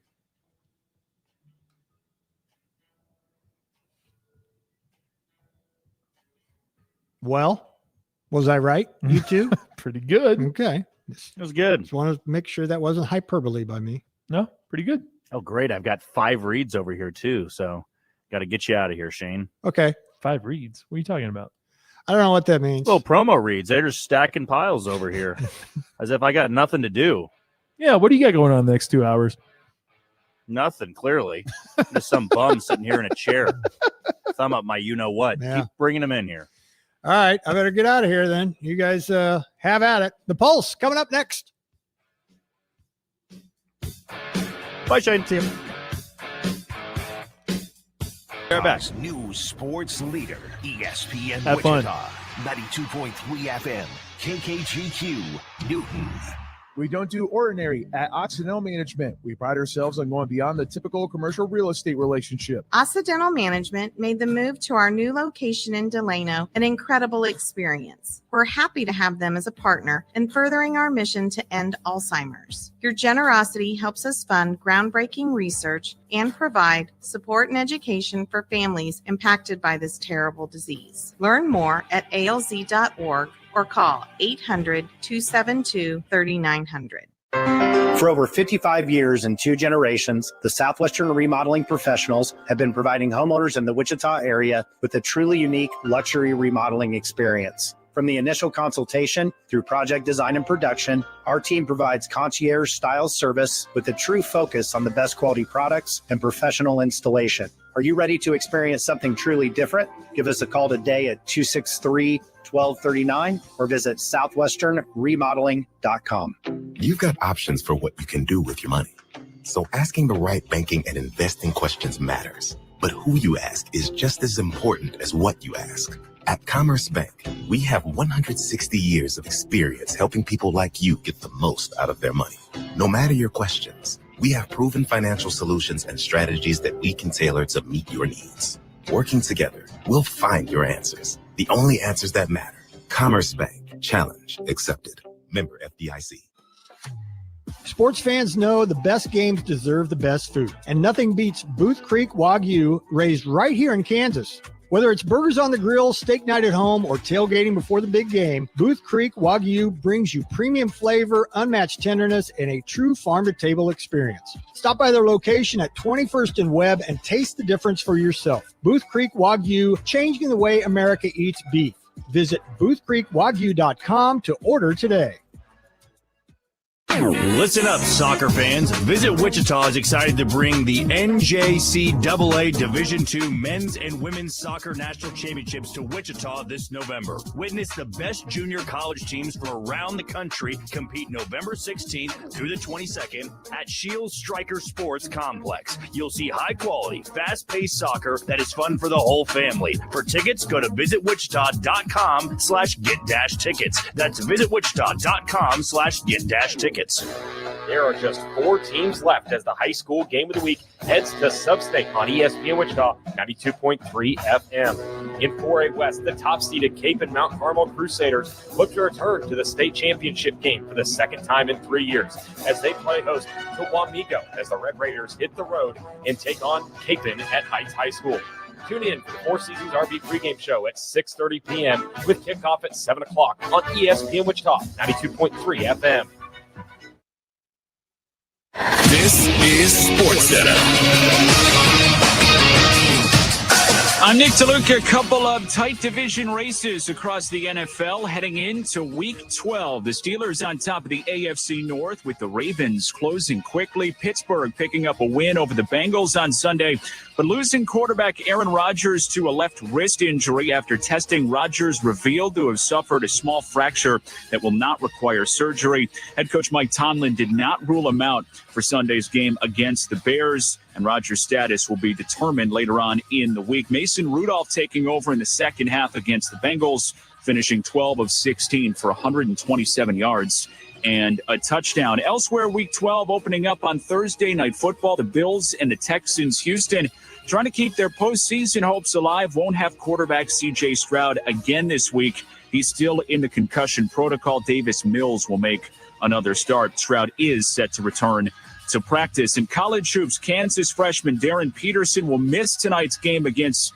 Duke in the Champions Classic due to a hamstring injury. Hey, it's your resident Super Bowl champ, Chris Kennedy. Coming up Wednesday, the Chiefs are currently outside of the playoffs. So have they lost their aura, and can they get it back? It's Unsportsmanlike, 6 a.m. Eastern, right here on ESPN Radio, ESPN2, and ESPNU. You're listening to The Pulse with Pat Strathman on ESPN Wichita 92.3 FM. Small town, big dreams, and a young boy the age of 15 had a premonition his city would get seen. Now I'm winning, get Sheen in the city of the home of What's up, Wichita? Happy Tuesday, everyone. Some great basketball on hand for tonight involving Wichita State. Shockers on the road in Idaho. Kansas sets for the Champions Classic. Even though they might be without their top player, they are set to battle Duke. We'll talk about college basketball here today, but also we have some things to talk about involving the Kansas City Chiefs. So let's get into it, shall we? Welcome into the Pulse on Wichita Sports Leader, ESPN Wichita 92.3 FM. In addition to that radio, hit us up by checking out ESPNWichita.com. On there, you can send emails, obviously, see all the emails that are available. But on ESPNWichita.com, a lot of you just stick to streaming. There is a media player in the top right corner. Click Listen Live. You'll be able to check us out that way. You can also check us out by downloading the ESPN Wichita app. A lot of you have done that. It's amazing looking at those numbers.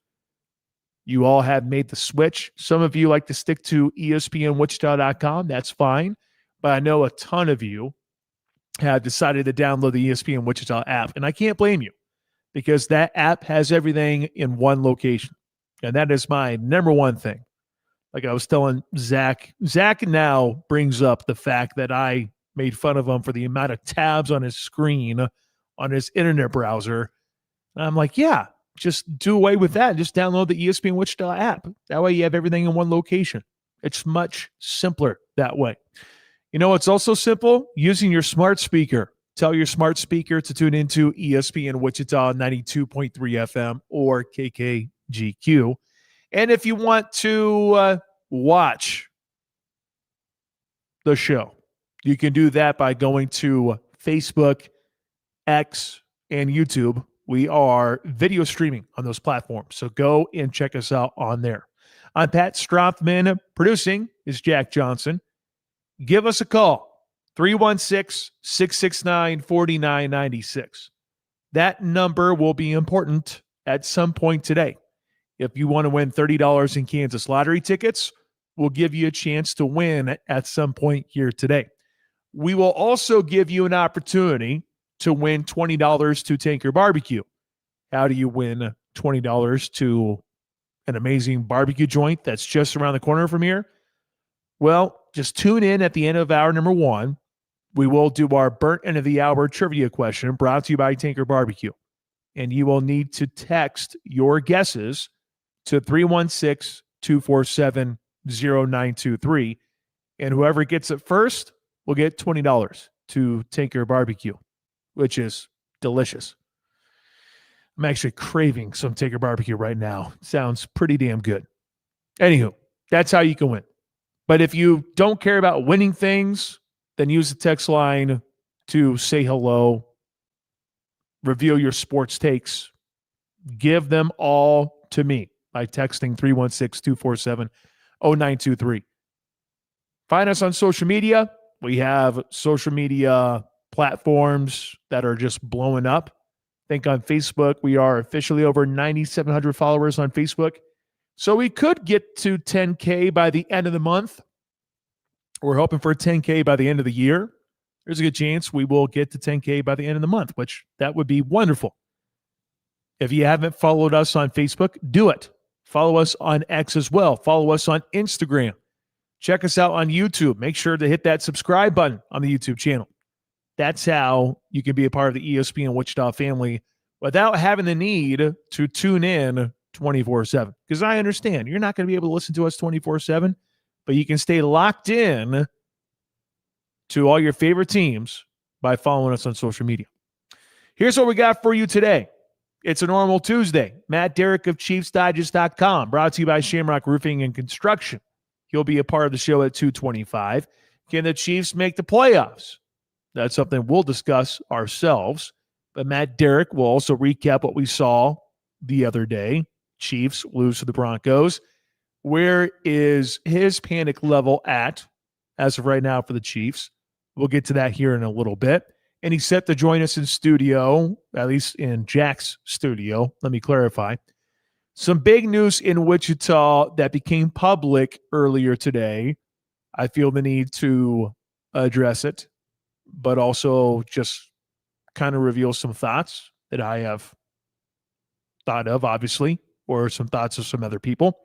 Hour number 2, we will have a Tuesday with Taylor Eldridge from the Wichita Eagle. He's brought to you by CBD American Shop in Wichita. Taylor is in Boise, Idaho. He sent me a text. He confirmed that he landed. He's very low on sleep, like he almost always is. So I got to pray that he doesn't fall asleep in the next hour. But we will have Taylor on the program to talk Wichita State basketball. Shockers are 3-0. They now take on Boise State, the toughest opponent on schedule to date. We'll get to that coming up at 3:02. 3:25. We usually reserve it for around the NFL, but I'm going to kick that to the curb for the day because Kansas and Duke are set to meet in the Champions Classic. I also feel like we need to talk about the Kansas State Wildcats and their thrilling win over Tulsa last night.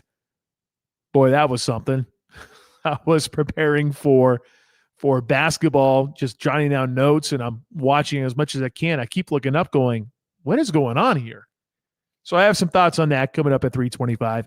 Then at the very end of the show, we will have a normal Take Two Tuesday.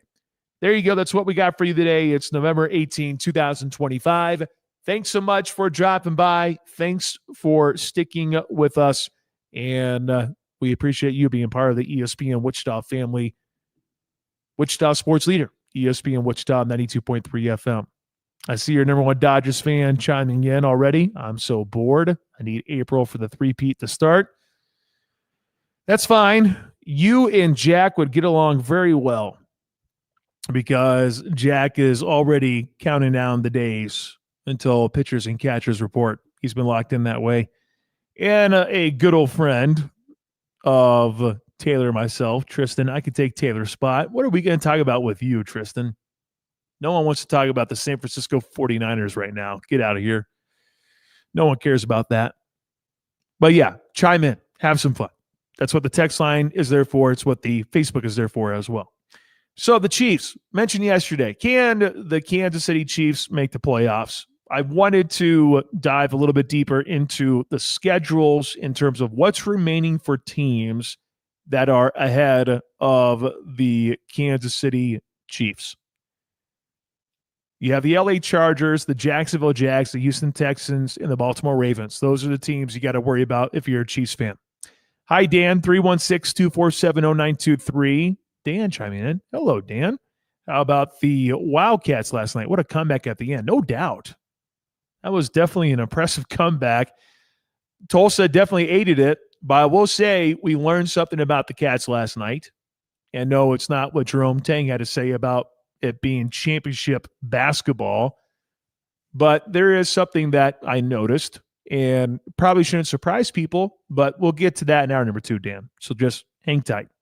Well, the Chiefs right now, if you are currently off the bandwagon, which a lot of you yesterday shared your frustrations on the Kansas City Chiefs, saying that the season's over, they're not going to make the postseason.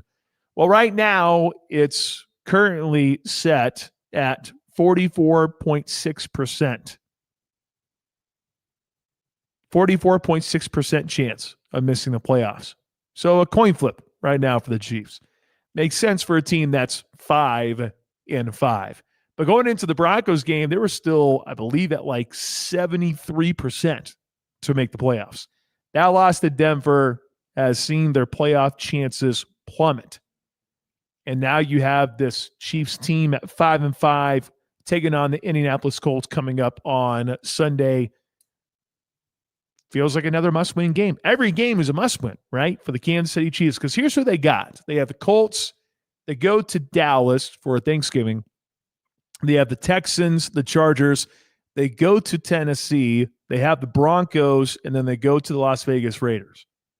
Many would think that the Chiefs need to go 6-1 down the stretch in order to give themselves a chance to go into the postseason. The Chargers are currently 7-4. If you're wondering what's on the schedule for the Chargers, you have the Raiders coming up next. I would mark that as a win. They have the Eagles, mark that as a loss. Chargers have a head-to-head win over the Chiefs, but it's in Kansas City. I'll give the slight edge to the Chiefs as of right now. You have the Dallas Cowboys on the road, which can be a coin flip. I think the way that the Texans are playing, that might be a dangerous game for the Chargers, considering C.J. Stroud will be back probably at that point. So maybe you would side toward the Texans a little bit more. And then you have the Broncos. There is a chance that the Chargers could lose the next not lose the next 4 games, but they can lose 4 games down the stretch. They very much can. And therefore, they could finish, 9-8. That could be the record for the Chargers, which would open up the door again for the Kansas City Chiefs. You got to beat the Chargers, obviously, but there is a possibility there for Kansas City to catch up to the Chargers at the very least. There is a path there. For the Jags have a head-to-head win over the Kansas City Chiefs. The Jags are currently at 6-4. They have the Cards, which that's in Arizona. Jags are hard to get a read on just in general, but I like to think that that's a win. You have the Titans in Nashville. I would envision that being a win, but that one could be a little bit closer than what you think. Colts should win. They have the Jets. They go to the Broncos. They go to Indianapolis, and then they have the Titans wrap things up. Let's say, based on my math, they go 4-3. So they're 10-7. Can the Chiefs get up to 10-7? I mean, this is where the head-to-head loss to Jacksonville really comes back to bite Kansas City in the you-know-what. That loss to Jacksonville is going to be painful. And it was painful when it happened, when it unfolded, considering Patrick Mahomes threw a 99-yard pick six. Still can't believe they lost that game. But that loss really puts them in the bind because Jacksonville is basically at 7-4 like the Chargers. It's basically the record there for the Jags. You have to worry about the Texans now, also at 5-5. They have the Bills. They go to the Colts. They go to the Chiefs. Their next 3 are going to be challenging. And then they have the Cards, Raiders, at the Chargers, and they have the Colts again. I know Houston's got the number 1 defense in the NFL, and that's been the difference maker for the Texans. Then you look at the Baltimore Ravens. They have the Jets. They have the Bengals. They have the Steelers. They go to Cincinnati. They have the Patriots. They go to Green Bay, and they go to Pittsburgh. Once again, that could be a 4-3 record, maybe even a 5-2 there for the Baltimore Ravens. So when you look at those schedules, it really puts that pressure. There's already pressure on the Chiefs. We already understand that. But that 6-1 mark, it feels like it needs to be 6-1. 5-2 might get you in there too. If you're 5-2, you're 10-7. You got a little wiggle room there. Because I still think there are losses, and it's hard to predict really right now, but just because of how the entire AFC is looking. But maybe the Chiefs can finally look at themselves in the mirror. They're at 500. They're in danger of missing the postseason. Maybe this is the wake-up call that they really need. We thought that the Broncos game was going to be the wake-up call.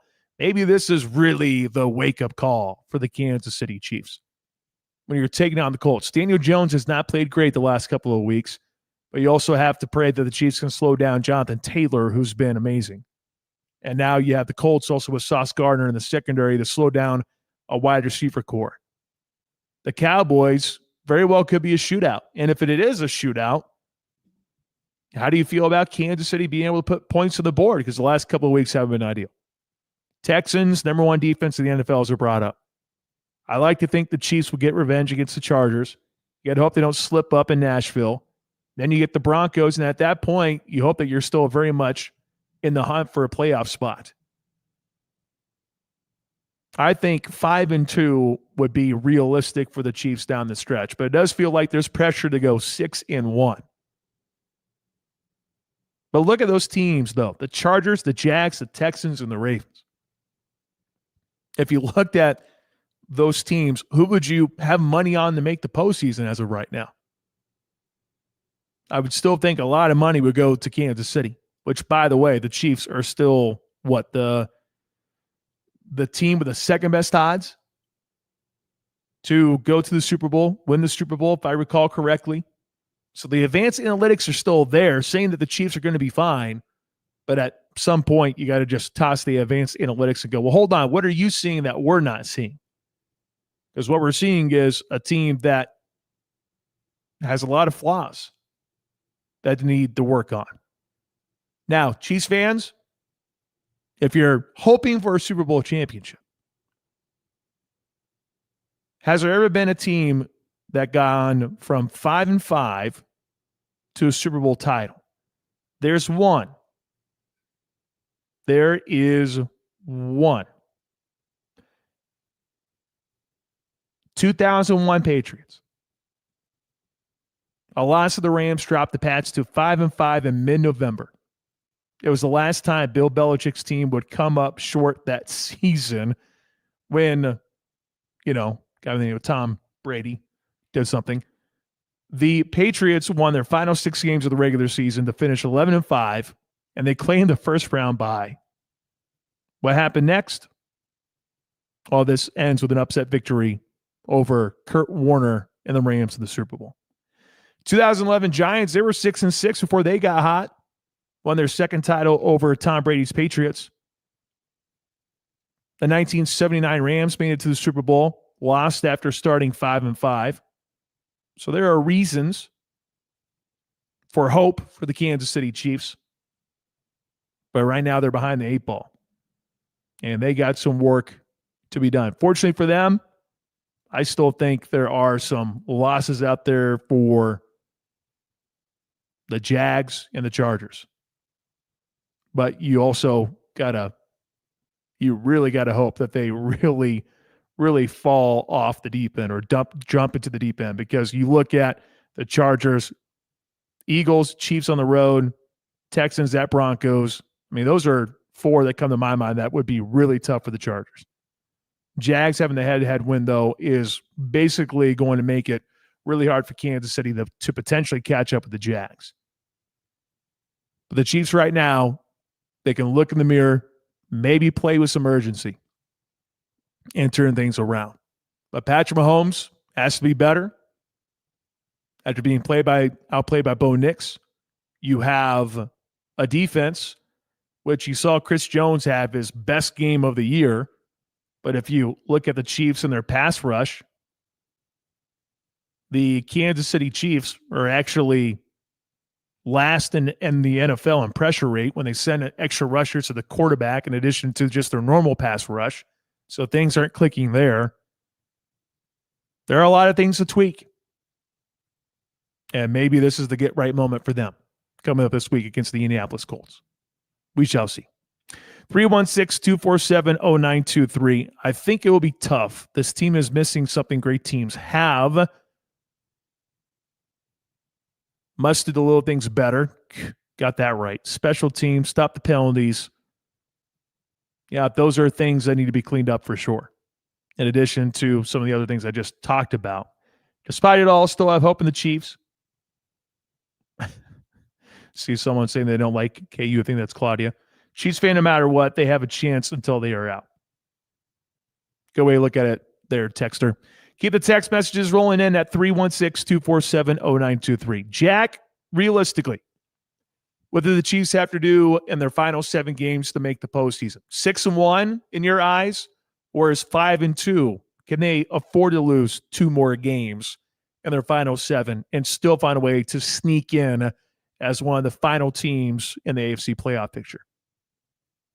Yeah, I think 5-2 can probably do it. I mean, if you were 10-7, that should get you at bare minimum the 7 seed in the AFC playoff picture, mainly just because, one of those teams is bound to fall off a little bit, whether it be the Chargers and their issues with the offensive line or the Jaguars and their good luck fortune in playing some of these teams and being able to turn the ball over a bunch. I know they've regressed to the means, and then they pounded the Chargers, and so that's why I'd probably put more money on the Chargers falling out a little bit, because not a single offensive line for them or offensive line member is healthy for them. So if you're Kansas City, you want to be really safe. Yeah, it's likely going to take 6-1. But if you want to feel confident, just above 50%, I'd imagine 5-2 can do the trick.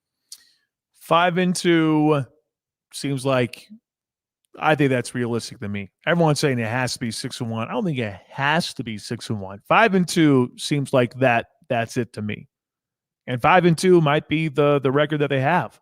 Or they very well could win out, for that matter, as well. Would it surprise you if the Chiefs did that? It wouldn't surprise me if that was the case there for the Kansas City Chiefs. But it all starts this weekend when they take on the Indianapolis Colts. Of course, we'll talk more about that game with Matt Derrick of ChiefsDigest.com. Speaking of Matt, he's set to join us when we return. Coming up next, we have Matt Derrick. After that, we will have some news in regards to Wichita. I'm sure people have heard about it, but we will tell you a little bit more about it. Hour number 2, we'll have a Tuesday with Taylor Eldridge from the Wichita Eagle. Get you ready for the Wichita State Shockers taking on the Boise State Broncos. Big game there for a team that's 3-0 in the Shocks. At 3:25, we will do a little college basketball roundup in some ways. We can talk more about Wichita State, but mainly, how about that game for K-State last night? And then you have Kansas basketball with a big game tonight in the Champions Classic. And at the very end of the show, we'll do a Take Two Tuesday. We will also give you a chance to win some Kansas lottery tickets. We'll do that at some point today as well. When we come back, though, Matt Derrick of ChiefsDigest.com, brought to you by Shamrock Roofing and Construction. The heartbeat of Wichita sports fans. The Pulse on ESPN Wichita 92.3 FM. What's up, Wichita? You know what's coming up? Thanksgiving. And you know what goes hand in hand with Thanksgiving? No, I'm not talking about turkey. Although, you could definitely do something with a turkey if you are a part of this event. Kansas's longest running Thanksgiving race is almost here.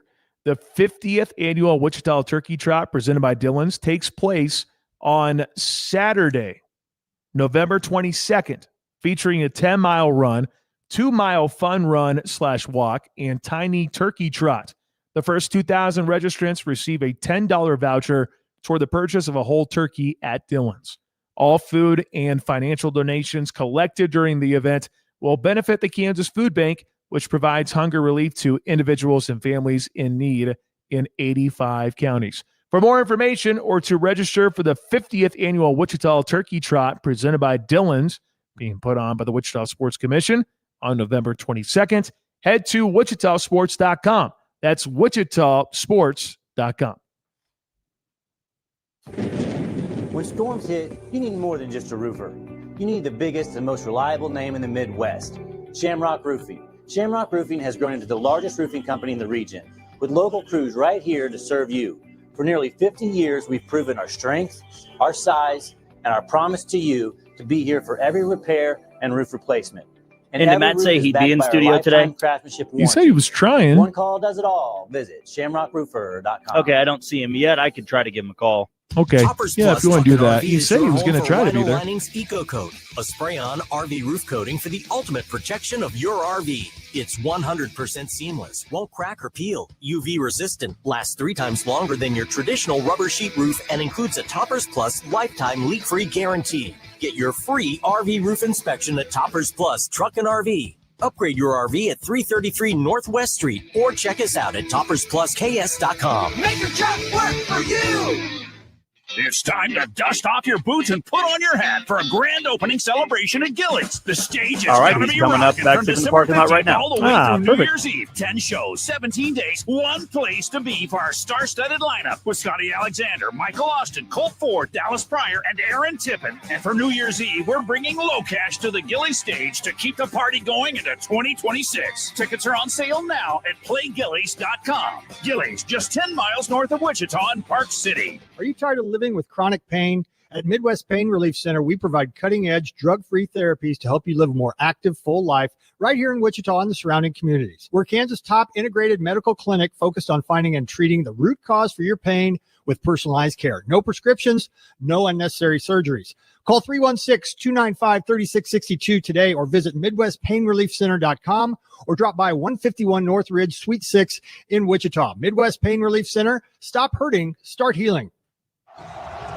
Pay heed, all who enter. A SWAT on one end, a poster on the other.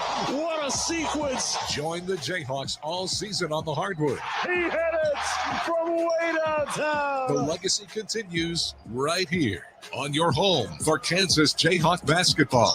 Tuesday, tune in to hear live coverage of Kansas and Duke in the Champions Classic. Coverage begins at 8 on ESPN Wichita 92.3 FM.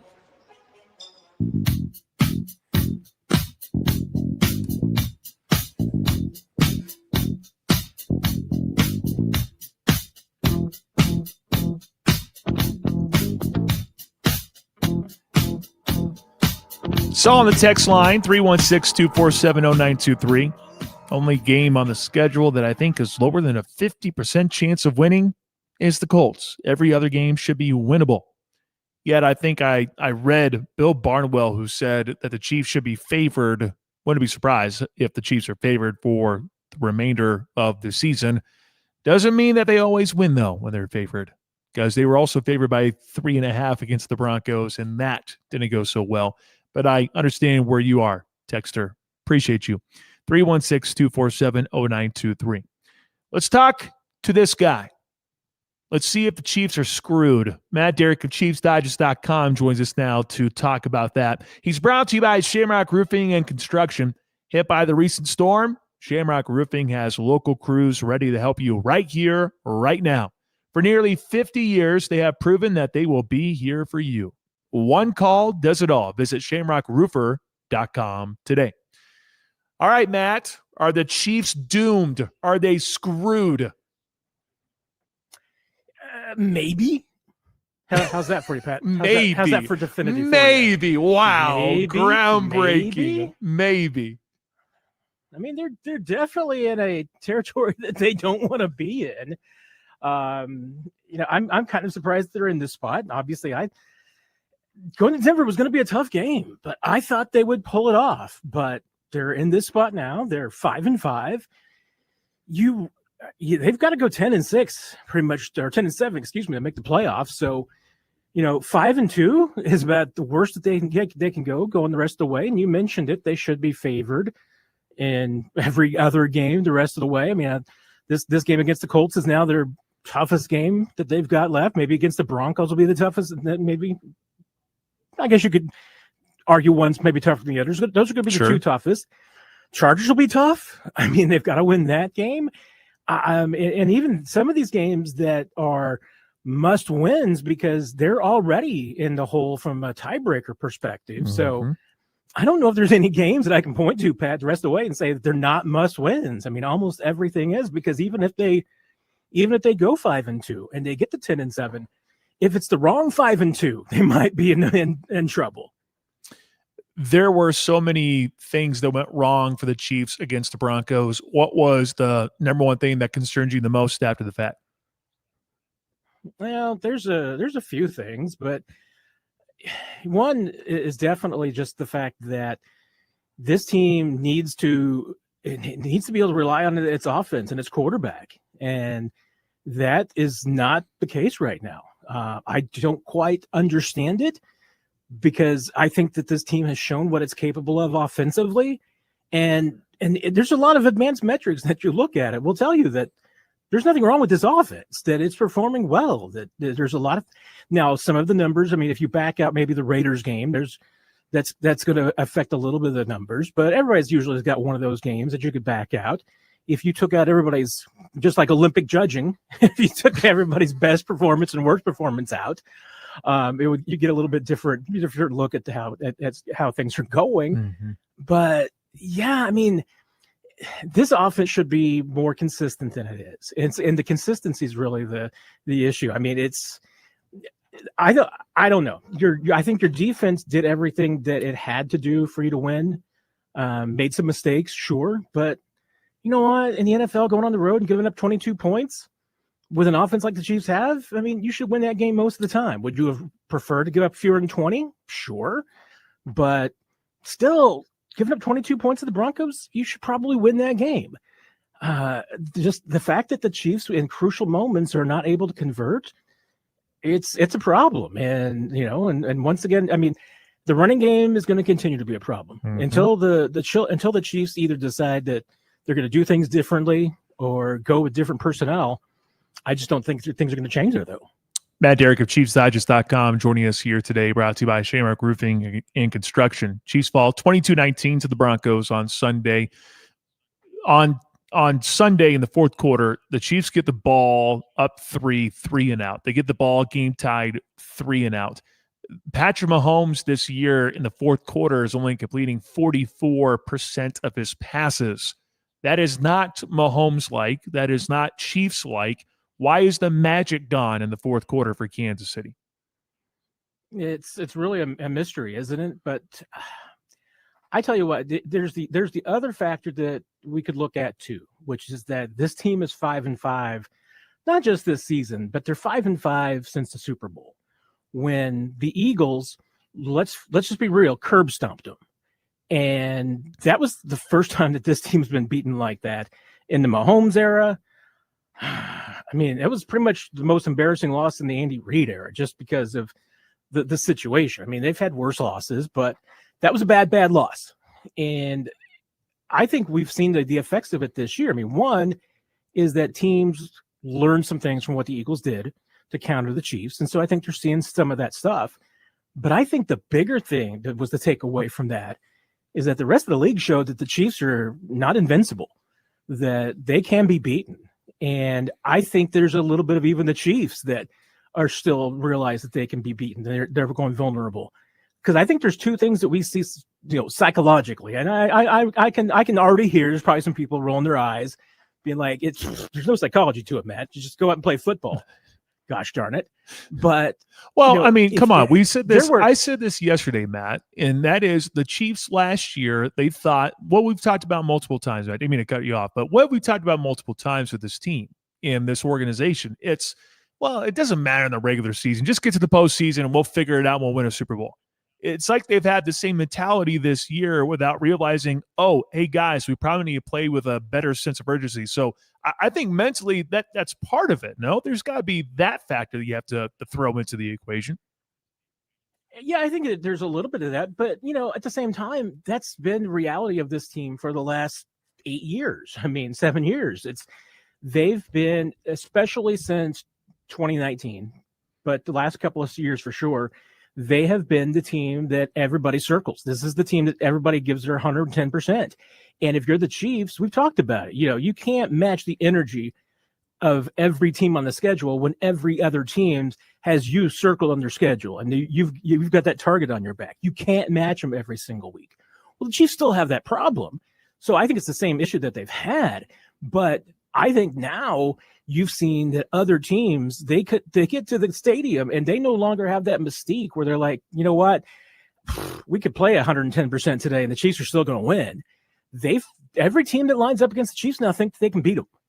And I think that's the other part of the problem is that the Chiefs no longer have that confidence that they can just give the ball to Patrick Mahomes with 4 minutes left and he's going to win the game. Because how many times have we been in that spot? I mean, I was still a little bit in that spot on Sunday. I was musing that if I'm Denver, do I go for it on that fourth down rather than give the ball to Patrick Mahomes with 4 minutes left? Because you might not see the football again. But like you said, he goes out 3 and out, not the first time this season. Chiefs have struggled in the fourth quarter, and especially late in the fourth quarter. They're not the same team. And I don't know if it's psychological. I don't know if they're lacking confidence. I don't know if other teams have a ton of confidence now going against this team, that there's a factor there. But I do think there's something to the fact that this team, the rest of the league, doesn't think that they're invincible. And that's why I think a game like this was important, because if the Chiefs had beaten the Broncos and then you back that up and you back it up with another win over the Colts next week, then the rest of the league and everybody else in the schedule would be saying, Chiefs are back. Okay, we're done. Mm-hmm. On the defensive side, I saw that reading Bill Barnwell's article earlier, would have been yesterday, I suppose, but the Chiefs, they are last in the NFL in pressure rates when they send extra rushers to the quarterback. Not only are the front four not getting the job done, although Chris Jones had his best game of the year on Sunday, just goes to show you it didn't matter, but you also see that the blitzing isn't quite working out. What's the deal with the defense on that front? Is it just Steve Spagnuolo maybe being more conservative this year because he doesn't feel like he's got the right personnel? What's the deal with the Kansas City Chiefs defense at this point? It's a great question, because I thought that Steve Spagnuolo said all the right things last week in talking about the Broncos and talking about Bo Nix, and I agreed with him completely. I mean, Bo Nix is a kind of a system quarterback, but he's a rhythm quarterback. Denver's got a rhythm offense. I mean, Chiefs got a rhythm offense too. I mean, most teams do, but the Broncos are definitely, with Bo Nix right now, one of those teams that if he gets settled in and into a rhythm, he gets on a roll that just kind of builds on itself. And that's the one thing you just don't want to let him and the Broncos do, is just get into a rhythm where they are kind of consistently moving the ball, making completions, getting downfield. And the Broncos offense wasn't crisp, but again, I mean, they were able to make plays when they did, and the Chiefs they did not put pressure and get after Bo Nix whatsoever. And I think they only blitzed, like, was it 24% of the time? I mean, it was the third lowest blitz percentage that Spagnuolo has had this season. And that made no sense to me, because especially the way the Chiefs were talking about going into this game and the understanding, you got to get pressure on Bo Nix and you can't let him get into a rhythm. And then you, relatively speaking, don't blitz him at all. I didn't understand that at all. Okay. I'm glad you and I are both on the same page when it comes to that, because it was mind-boggling to me. And I know that, and this could be the other thing too, maybe people are picking up on the exotic blitzes more, because that's something I was listening to Saran talk about yesterday, and someone was asking, has the game really passed by Andy Reid and Matt Nagy and Steve Spagnuolo? And it maybe questioned some things. Didn't mean I entirely agreed, but I think the proper response would be, I think teams maybe have finally caught up. And that is the challenge I think the Chiefs are dealing with right now. Maybe I'm wrong. I don't disagree with you. I mean, I think we're on the same page there. And, and defensively, I mean, I think we saw against the Broncos in particular, and especially if you look at it compared to the Buffalo game and some of the responses that Spags and the assistant coaches made as far as even like the personnel. I mean, one thing is that we have seen consistently week to week. I mean, the Chiefs are at cornerback, and for sure, I mean, they know what Trent McDuffie's their number one. Okay. Jalen Watson's their number two. And while I like Jalen Watson, I don't think he's as good as Tony Romo seems to think that he is. But they still haven't gotten the consistency from Jalen Watson that they want. After that, I mean, the Chiefs have changed their rotation up and down, all season long. They still haven't figured out who their third, fourth, fifth corners are. They're still trying to figure that out in week 12 now, because you look at it. I mean, they had Noah Williams played a ton of snaps against Buffalo and then disappeared against the Broncos. Didn't put him out there. Brought back Christian Fulton. Christian Fulton played 6-8 snaps. Yeah.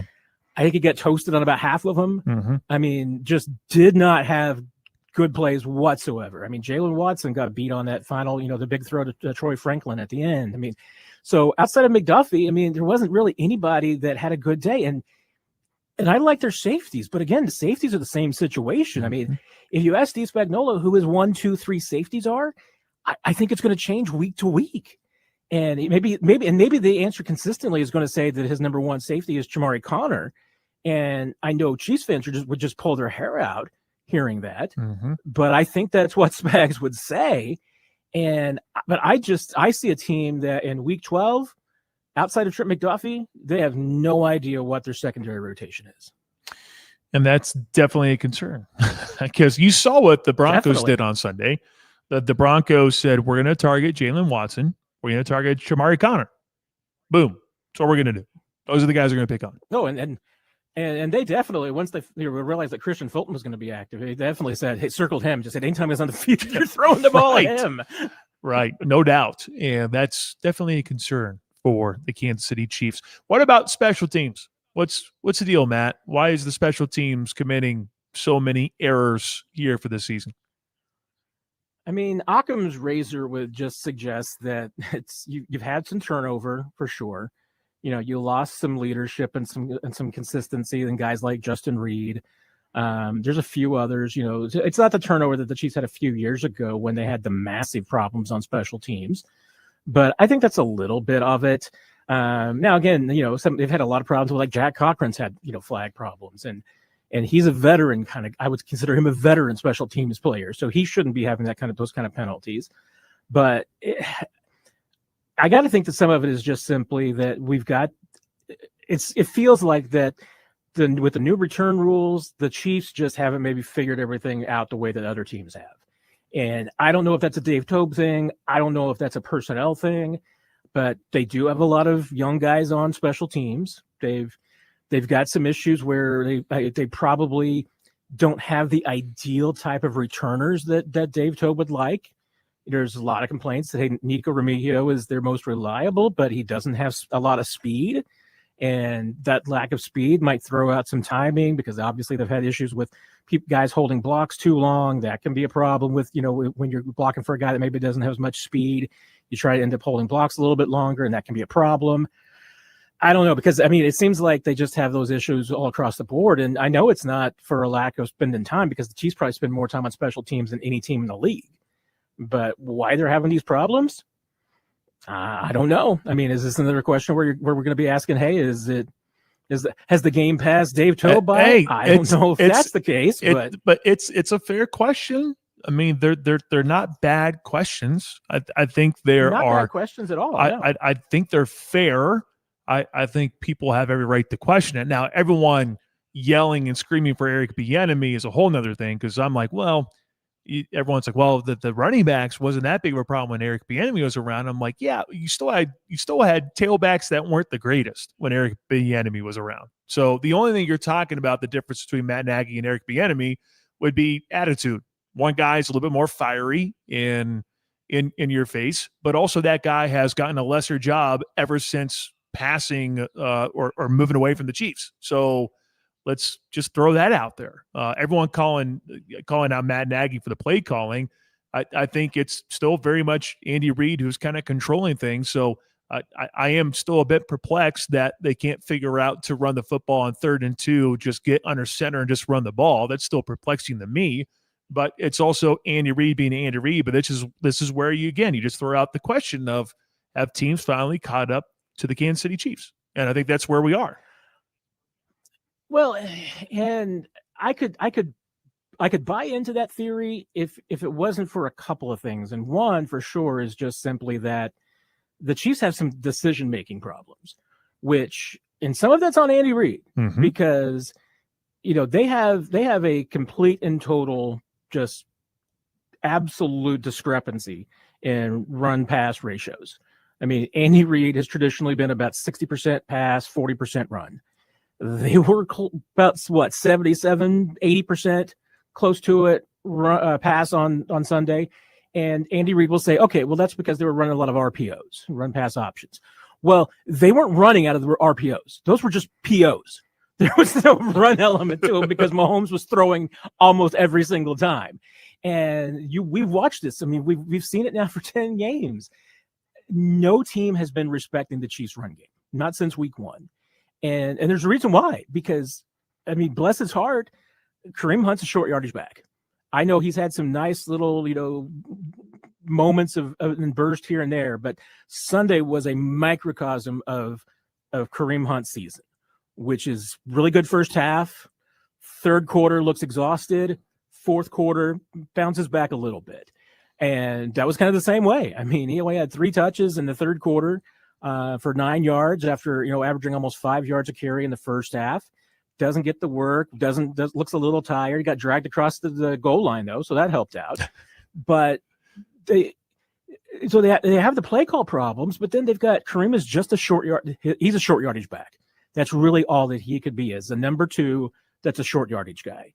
Pacheco's hurt right now, but even before that, I mean, he has not been the same since that ankle injury. Right. It's just numbers, everything, speed, analytics, everything across the board. None of it has been what it was before the injury. So he's kind of the same thing. I mean, he's kind of a number 2 guy, change of pace guy. He's a hard runner, but he's never been particularly fast, mostly because he doesn't change direction and run fast. Sure. But now he's just kind of a hard runner.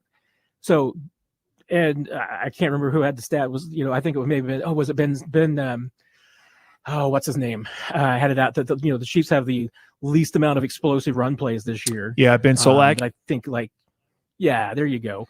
What, bottom 3 in the last quarter century? Yeah, it's staggering seeing something like that. I did see that 2.6%. Something insane of the run plays have been explosive. Yeah, and just because you don't have an explosive backs. I mean, Brashard Smith is your only explosive guy, and they really haven't given him much of a chance. And I don't know if that's because they don't trust him to run the ball in certain situations. They haven't really given him an opportunity to run the ball inside.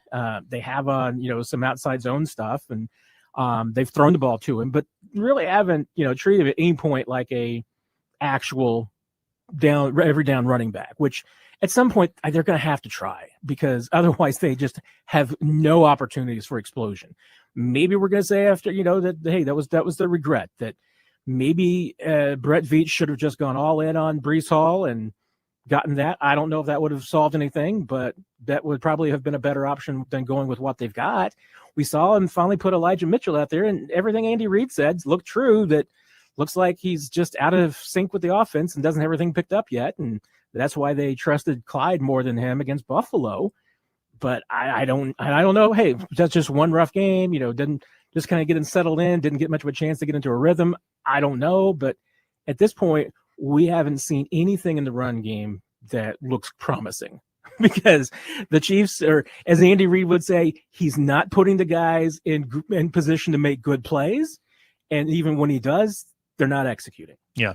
All right. Colts up next. What scares you the most about the Colts, and what's the final score? The run game, because that's what the Colts run on. They run on the run game. You stop Jonathan Taylor, you got a chance to win. You don't, you've got slim chances to win.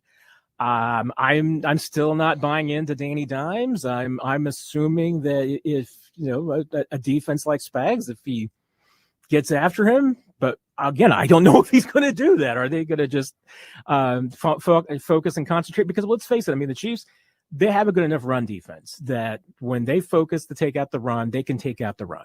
The question is, can they do that without letting Daniel Jones beat them? That's where they've got to balance that. And I think they're capable of that. Again, they should be capable of this. I just don't know which Chiefs team is going to show up week to week. I don't know which offense is going to show up week to week.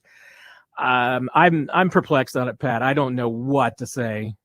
Once again, I still think that the Chiefs should win this game. This is going to be probably the last game that I say that the Chiefs should win this game and pick them to win. Regardless, if they lose this one, then I'm going to start picking them to lose a lot of games down the stretch, because I'm just going to have no faith. But the Chiefs continue to kind of play these games. I'm not feeling good about it, but I'm going to go Chiefs 23-21. Okay, 23-21. Chiefs right the ship. Don't feel good about it at all. I don't feel good about it at all. I'm right there with you. I can't blame you there. Matt, as always, a pleasure. Thanks so much. Appreciate you. And I'll let you know about next week, because next week KU basketball plays on Monday and Tuesday in the afternoon. So I won't have a show next week. And I think I'll have one on Wednesday. And I'm trying to decide if I just want to make it the Pat Strathman and Friends show, where I just talk to as many people as possible in a 2-hour span. I haven't decided on that yet, but I'll keep you posted. Appreciate you as always. Hey, Pat, anytime you need me, I'm there for you, bud. Yeah, I appreciate you. All right, there you go. It's Matt Derrick of ChiefsDigest.com, brought to you by Shamrock Roofing and Construction. We got to run the burnt end of the hour trivia question when we return. The heartbeat of Wichita sports fans. The Pulse on ESPN Wichita 92.3 FM. Caring for aging parents can feel like a second full-time job. Kansas PACE eases the burden by taking care of all your parents' medical needs, including dental, vision, and hearing. And Kansas PACE does the driving to appointments, even provides help at home with reliable home care aides. Their welcoming PACE centers add social activities and a safe place your parent will look forward to. While they receive expert, compassionate care, you can focus on your own family, work, and life without guilt. Kansas PACE is your partner in caregiving. See how they can help your family today at kansaspace.org.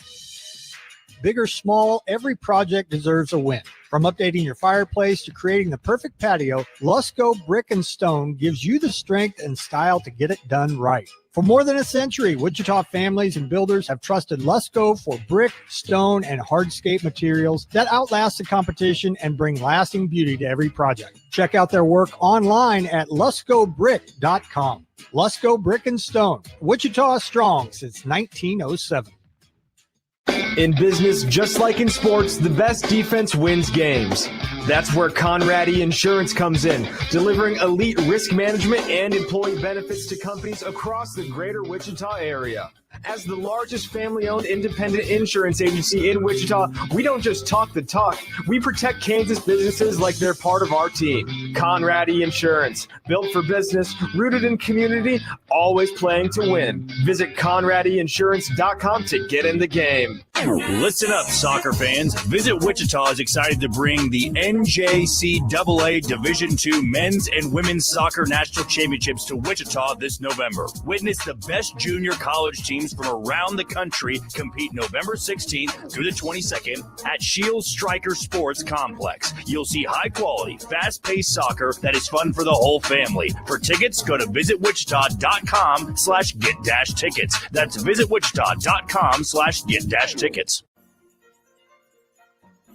Be a part of the magic this holiday season and join KWCH, Summit Media, ESPN Wichita, Simmons Bank, and Occidental Management at the 4th Annual Merry and Bright Union Station Lighting Event and Toy Drive on Thursday, November 20th to benefit the Wichita Children's Home. This year's event will once again feature the lighting of the historic Union Station building, photos with Santa, carriage rides, fireworks, and musical performances. Help brighten the lives of children in our community by bringing a new unwrapped toy to the event. Occidental Management is a proud supporter of the Wichita Children's Home and the impact they make in our community. To learn more, visit ICTUnionStation.com or call 316-262-3331. From everyone at Occidental Management, happy holidays.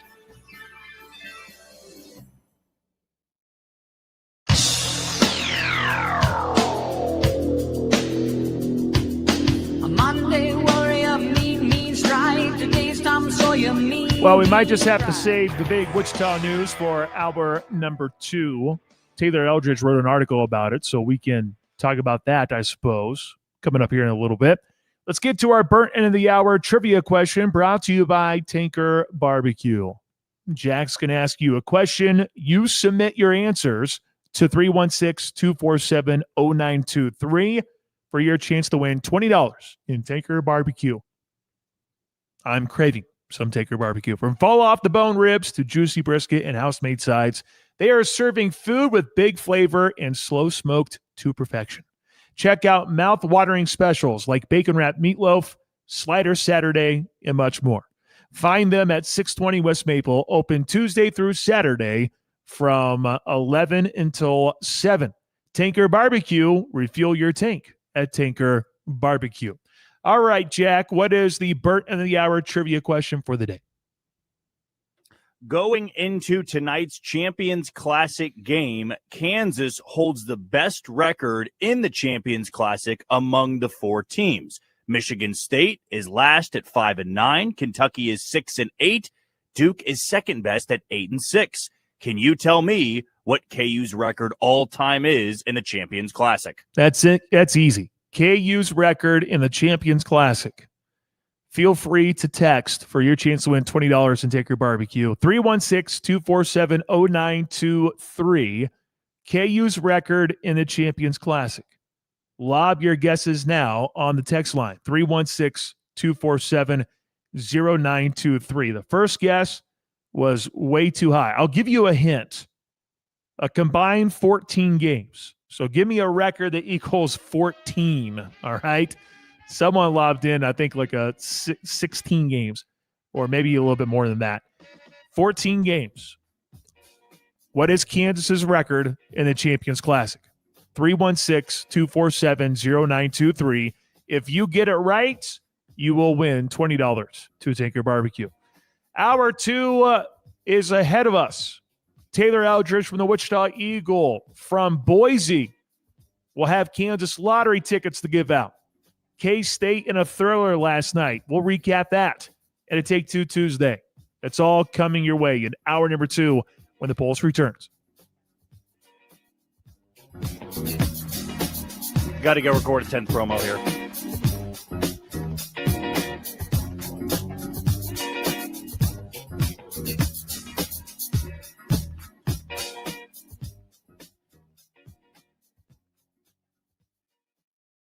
Wichita's new sports leader, ESPN Wichita, 92.3 FM, KKGQ, Newton. There are just 4 teams left as the high school game of the week heads to Sub-State on ESPN Wichita, 92.3 FM.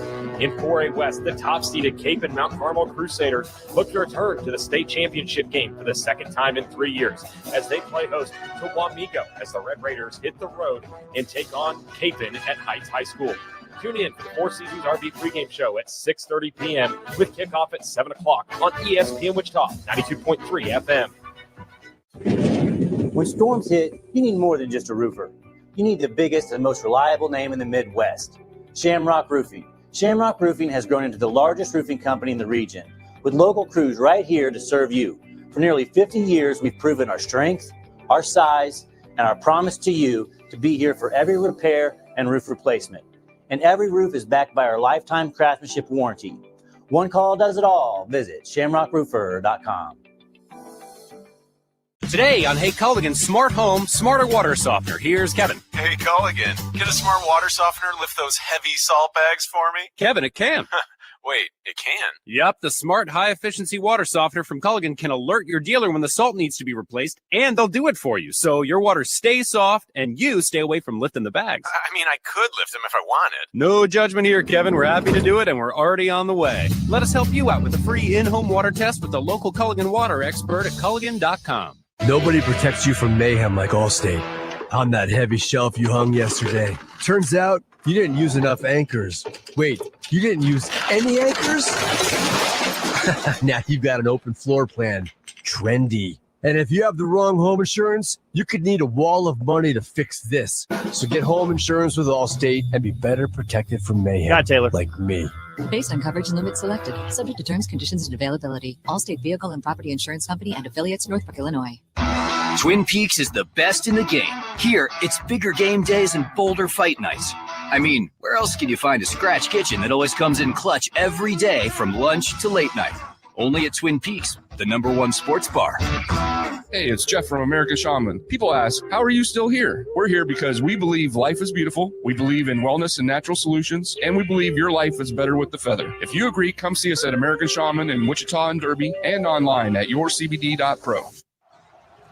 Pay heed, all who enter. A swat on one end, a poster on the other.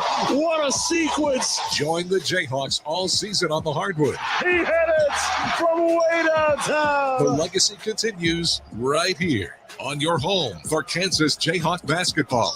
Tuesday, tune in to hear live coverage of Kansas and Duke in the Champions Classic. Coverage begins at 8 on ESPN Wichita 92.3 FM.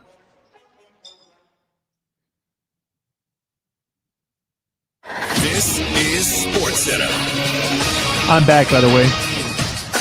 I'm Nick DeLuca, Alrighty, College got Hoops Taylor. Champions All right, Classic beautiful. at I knew you were MSG tonight. doing stuff, Kansas so I was gonna freshman wait. Darren Peterson will miss the game against Duke with a Yeah, hamstring just got back. He's injury. online. Peterson, the projected number 1 pick in the NBA draft, finished with 22 points in a loss to North Carolina on November 7th in his most recent Action Champions Classic coverage here on ESPN Radio and the ESPN app, beginning at 6 Eastern for Kentucky, Michigan State, followed by Duke and Kansas with tip-off at 9 Eastern. In the NFL, Week 12 opens up with Texans, And you will have Bills, Grace Med Thursday after Night Taylor. Football. Houston ruling Okay. out quarterback C.J. Stroud again as he remains in concussion protocol. Davis Mills will make another start. He's 2-0 as a starter this year. Stroud is set to return to practice with a plan for him to play next Sunday against the Colts. In baseball, Yankees outfielder Trent Grisham accepting the $22 million qualifying offer and returning to the team. Grisham hit .235 at the career-high 34 homers in 2025.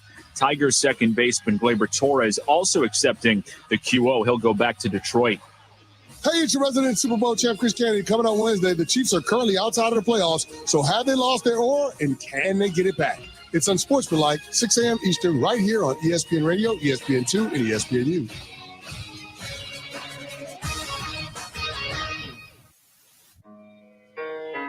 It's just a public service announcement sponsored by Just Blaze and the good folks at Rockefeller Records. Fellow Americans, it is with the utmost pride and sincerity that I present this recording as a living testament and recollection of history in the making during our generation.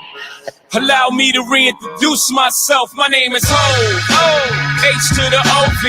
I used to move snowflakes by the ocean. All right, we're ready. Hour number 2 officially is here. It is a Tuesday edition of The Pulse on Wichita Sports Leader, ESPN Wichita, 92.3 FM, streaming online on ESPNWichita.com, streaming on the ESPN Wichita app, and also streaming on your favorite smart speaker. You can also video stream or check out the video stream on Facebook, YouTube, and X.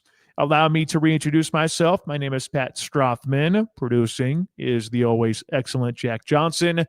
Feel free to give us a call when we ask you to. We will hand out some Kansas lottery tickets in a moment. Won't be right now, but be ready to call 316-669-4996. Feel free to use the text line. You guys were at it yesterday, and you're at it again here for the day. I sure do appreciate that. Feel free to text 316-247-0923.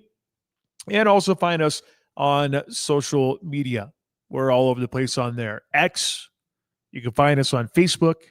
You can find us on Instagram, YouTube, all sorts of places to be a part of the ESPN Wichita family. Coming up, K-State basketball with a thrilling win last night. It was definitely a not-so-great game. Felt like there for a little bit in the second half. I'm thinking, ruh-roh. But give credit to K-State. They find a way to rally to get the win. We'll recap that. Kansas without a big piece for the night in the Champions Classic. We'll get to that as well. Then at the very end of the show, we'll do a Take Two Tuesday. Right now, though, we go to the phones, and we head to Boise, Idaho, where Taylor Eldridge is. It is a Tuesday with Taylor of the Wichita Eagle, brought to you by CBD American Shaman Wichita. Now with locations in Wichita and Derby, life is better with the Feather. All right, Taylor, first and foremost, have you made your way over to the blue turf? Have you seen the blue turf yet, or have you just been chilling in the hotel room since you landed in Boise? Yeah, I just landed.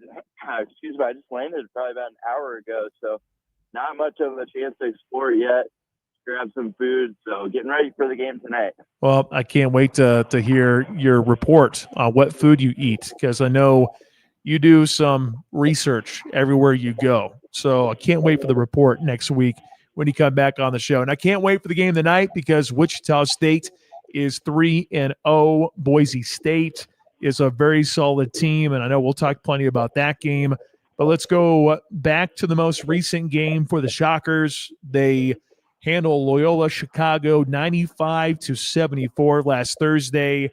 a record-breaking 16 threes in the game on 32 attempts for 50% from the field. Kenyon Giles was 7 of 8 from beyond the arc for a game-high 24 points. You have Gray, who was 5 for 10 with 17 points. Well, we thought that Wichita State would be better in the shooting department, and so far here in the first 3 games, you're really seeing it, especially the last 2 games in particular. What stood out to you about the win on Thursday against Loyola Chicago? Yeah, just the three-point shooting and just how dangerous this team can be. You know, for them to already break the school record in their 3rd game together, that says a lot about, you know, the firepower that's on this team.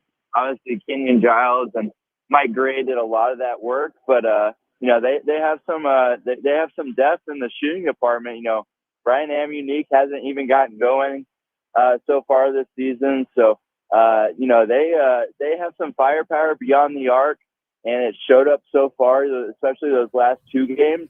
We'll see if it travels here tonight at Boise, but yeah, I mean, I think that's what just stuck out the most to me was the 3-point shooting, and then also the assist to turnover ratio. 17 assists, only 2 turnovers. You know, that 3% turnover rate, that's the second best. And I think it was like almost 30 years for Wichita State. So they really took care of the ball, maximized the possessions, and really got a lot of good stuff. You know, when you shoot that well, you crash the glass, dominate the board, and then you never turn the ball over. That's a pretty good recipe for good offense. Well, it's easy just to say good offenses by just getting the shot to go down, but we heard from Kenyon Giles and a few other players saying that there's so much space. There's a lot to like about the offense. And right now, simply put, the offense is really clicking. And I know Kenyon Giles is a big reason for it, but you're also seeing what other guys can bring to the table. Drake Kendall continues to provide a scoring punch off the bench. I know Karan Boyd is known for his defensive ability, but offensively chipped in 10 points on Thursday in that win over Loyola Chicago. What has stood out to you about this offense so far? What's made it click so far? And it is the outside shooting. You know, it's such a difference maker when you have a team that can knock down threes because, you know, it's going to space out the floor. It's going to stretch defenses further out, and that's going to open up driving lanes. And right now, you know, Wichita State is putting it on tape that they can make 3-pointers. And I think tonight's going to be a very interesting cat and mouse game because Boise State is very conservative with their defense, you know, in pick and roll. They like to play drop coverage, which means their big guys going to be back, you know, kind of guarding the paint. And they want you to take, you know, off the dribble jumpers. And right now, that's what Wichita State is thriving on. You know, Kenyon Giles is torching people on those kind of shots. So I'm going to be curious to see how does Boise State defend that. They want teams to try to beat them shooting the ball from the outside. And so far, Wichita State, they showed that at home that they can win that kind of game. But again, that's at Koch Arena, the friendly confines, you know, where they've been practicing shooting since June. How does that look, you know, when you go on the road for the very first time? I don't think that's something that Wichita State can count on tonight, that they're going to make, you know, 8, 9, 10 threes at a 40% clip. I think what they have to focus on tonight is crashing the glass, owning the offensive rebounds, second chance points. Boise State, really, really good defensive rebounding team, top 10 in the country, one of the tallest teams in the nation as well. You know, they're going to be very, very big. So if Wichita State can win that battle on the glass, especially on the offensive end, that's going to, you know, raise that floor and give you a chance, you know, regardless of how you shoot the ball tonight. You know, if you can rebound well, you're always going to, you know, I think, it goes back to the Greg Marshall days, you know, defense and rebounding travel. That's what a lot of coaches love to say. So if they can defend and rebound tonight, they're going to give themselves a chance. And then if they can make some threes like they have been doing, that's just going to be icing on the cake because that's what Boise State wants you to do is try to shoot threes. Yeah. What about Wichita State in terms of how they attack? I think we see what they can do from a half court standpoint, but how massive is it for Wichita State to push the tempo tonight when you do have a big team like Boise State How important is it to push the tempo tonight in Boise? Yeah, exactly. That's the best way to attack a defense is when it's not set. And Wichita State is having a lot of success this year, playing faster, shooting earlier in the shot clock. We've seen them try to do this the first 2 years under Paul Mills. It hasn't always gone well, just because of the personnel, decision making. Is that a good shot, or are you just taking the very first shot that looks semi-open? I think WSU has struggled with that, but this year so far, it's only 3 games, small sample size, but I really like the way that Dre Kendall is pushing the pace, and WSU as a team is just working earlier in the shot clock, even if it's not the first 8 seconds, just running, with pace and running their stuff with tempo. That's generating a lot of good looks for Wichita State, in that first 15 seconds of the shot clock. And asked Paul Mills about that last game. And, he knows the data. If you follow the NBA, you know that, those shots in the first 8 seconds of the shot clock are normally really good looks. That's why teams shoot a higher percentage earlier in the shot clock. And, that trickles down to the college game too. So Wichita State could have a really big advantage tonight if they push that pace and run, because Boise State, I looked this up on Synergy, they rank dead last in transition defense so far this year. They are getting torched in transition, when teams are running against them, running early offense. Like I said, they're a conservative defense. They rely a lot on their structure, getting set. So if WSU, the more that they can run and not let Boise State get set tonight, I think that's going to work out more in the Shockers' advantage because, like I said, Boise State, very big team. They rely on that discipline, knowing where the help defense is going to be. You can attack them before that help defense gets set up. I think the Shockers are going to have a lot of success when they do that. Taylor Eldridge from the Wichita Eagle, brought to you by CBD American Shaman Wichita. Jared Valencia made his Shocker debut after missing the first 2 games with a minor injury, had 6 points and 2 boards in 15 minutes. With Wichita State going up against a team that does have size, how important is it to have Jared Valencia, and what kind of role can he have in this game? I think you probably argue Will Berg, Emmanuel Okorafor, those guys are probably more important, but I think Jared Valencia throws in a unique piece, especially you just need that depth when you're going up against a big team like Boise State. Yeah, I think that height is important against Boise State because, they can throw out 2 guys that are, 6'10 plus, and, Karan Boyd and TJ Williams, they can hold their own at the 4, but they are undersized. Those guys are only 6'5". So, you do need a little height to battle with big teams like that. And, Valencia at 6'9", he's a guy that can come in, very versatile defender.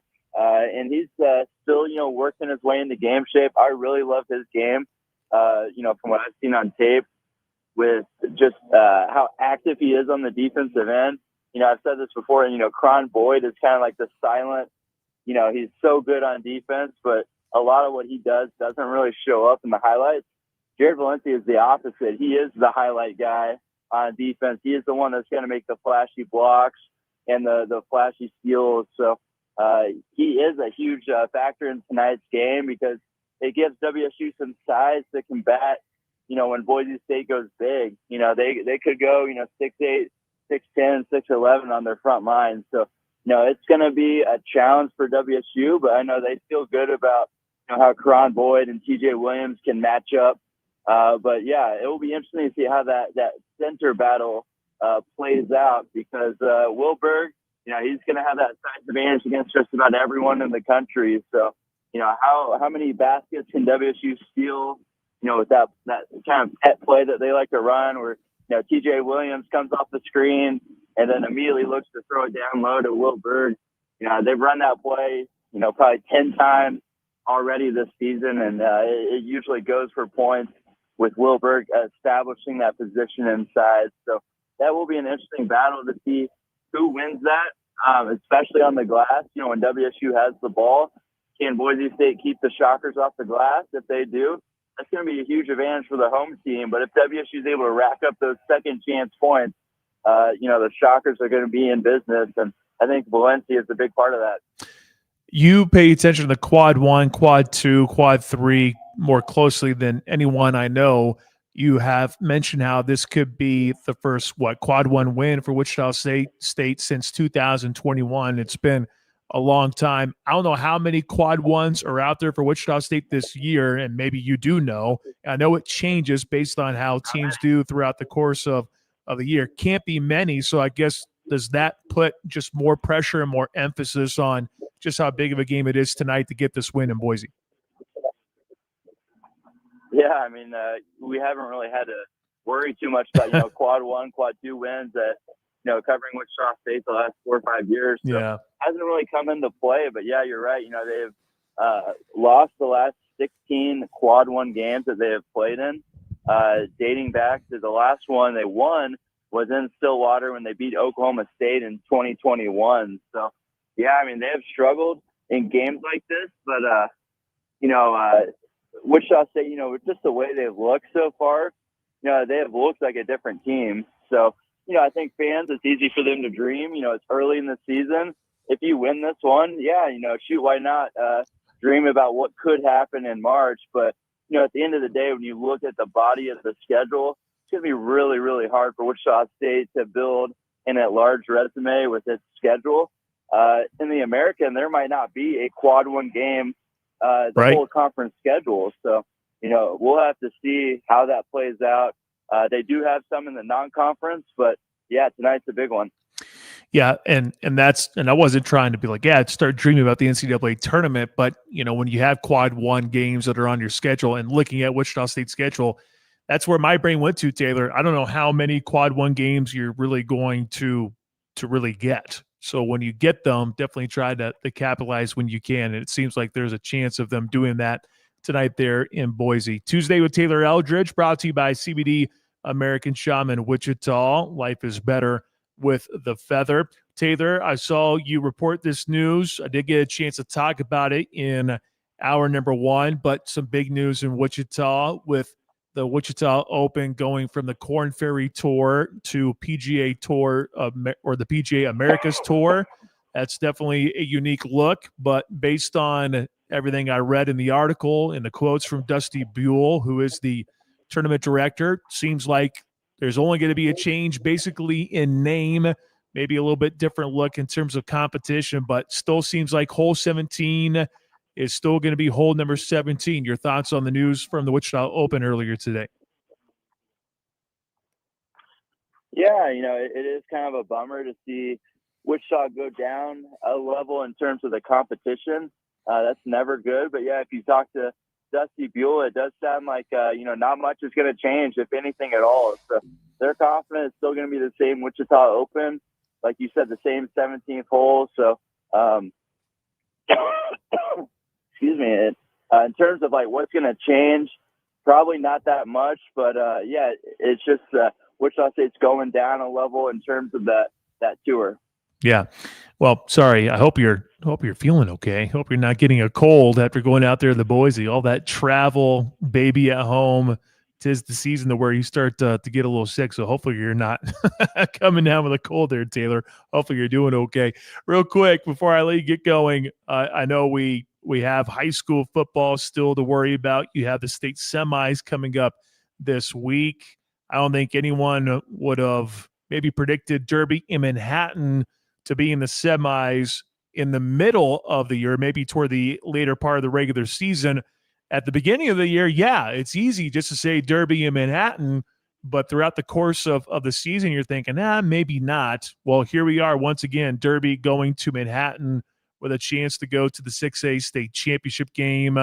You look at the 4A level, Capon has just been on a roll. The Crusaders facing the Wamego Red Raiders coming up on Friday.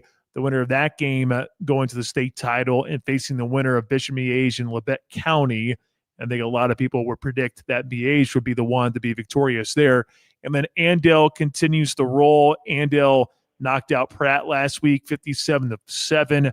They now have Rock Creek. That's going to be at Andale on Friday at 6 o'clock. Andale will face, if they can win, they'll face the winner of Hayden and Santa Fe Trail. A little sneaky season there for Santa Fe Trail, a team that's 11-0, that is just south of Topeka there. So your thoughts on the teams that are left standing and their chances of going to the state championship games next week? Yeah, I think a lot of people had some doubts about Derby. And they take 3 regular season losses. I think that was the first time they've done that, and definitely over a decade, maybe like 15, 16 years. So that was a little surprising, but especially that season-ending loss at Bishop Carroll, or to Bishop Carroll, you don't see that very often from Derby, but they have definitely turned up their game to another level. And this is the Derby that we're used to seeing. This is the playoff Panthers that, have come through time and time again. And yeah, once again, it's Derby and Manhattan, a very familiar rivalry from the playoffs the last few years. So, they are playing really good ball right now, especially on the defensive side. Blake Clark has returned at quarterback. Has given them a little bit more balance on offense. So that's going to be a big-time game. Capon, yeah, they're just rolling through everybody right now. They look like a team on the mission. I think everyone's kind of looking forward to, maybe next week with that private school, Wichita versus KC, Capon versus Miege. That's going to be a big, big one to see if Western Sharks can finally get that state championship. That will be a cool storyline to follow. And Andel, same thing. They just look like a machine until anyone can even force them to play their starters in the fourth quarter. Probably safe to assume that Andel is going to be the favorite every time they go out there. So then if you look at all 3 of those programs, Andel, Cape, and Derby, what do they have in common? They have great strength and conditioning. They have great culture, and they have great, parent support. So, not a coincidence. Those 3 teams are always having success in the postseason.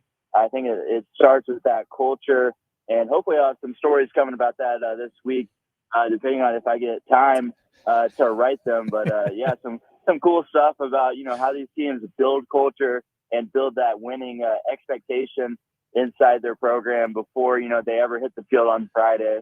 Especially at Andel, they've just been a machine for the last decade now. So yeah, hopefully I have that coming on varsitykansas.com. But we'll see. We'll see how Wichita State does tonight. That'll probably determine the rest of how busy I'll be the rest of the week.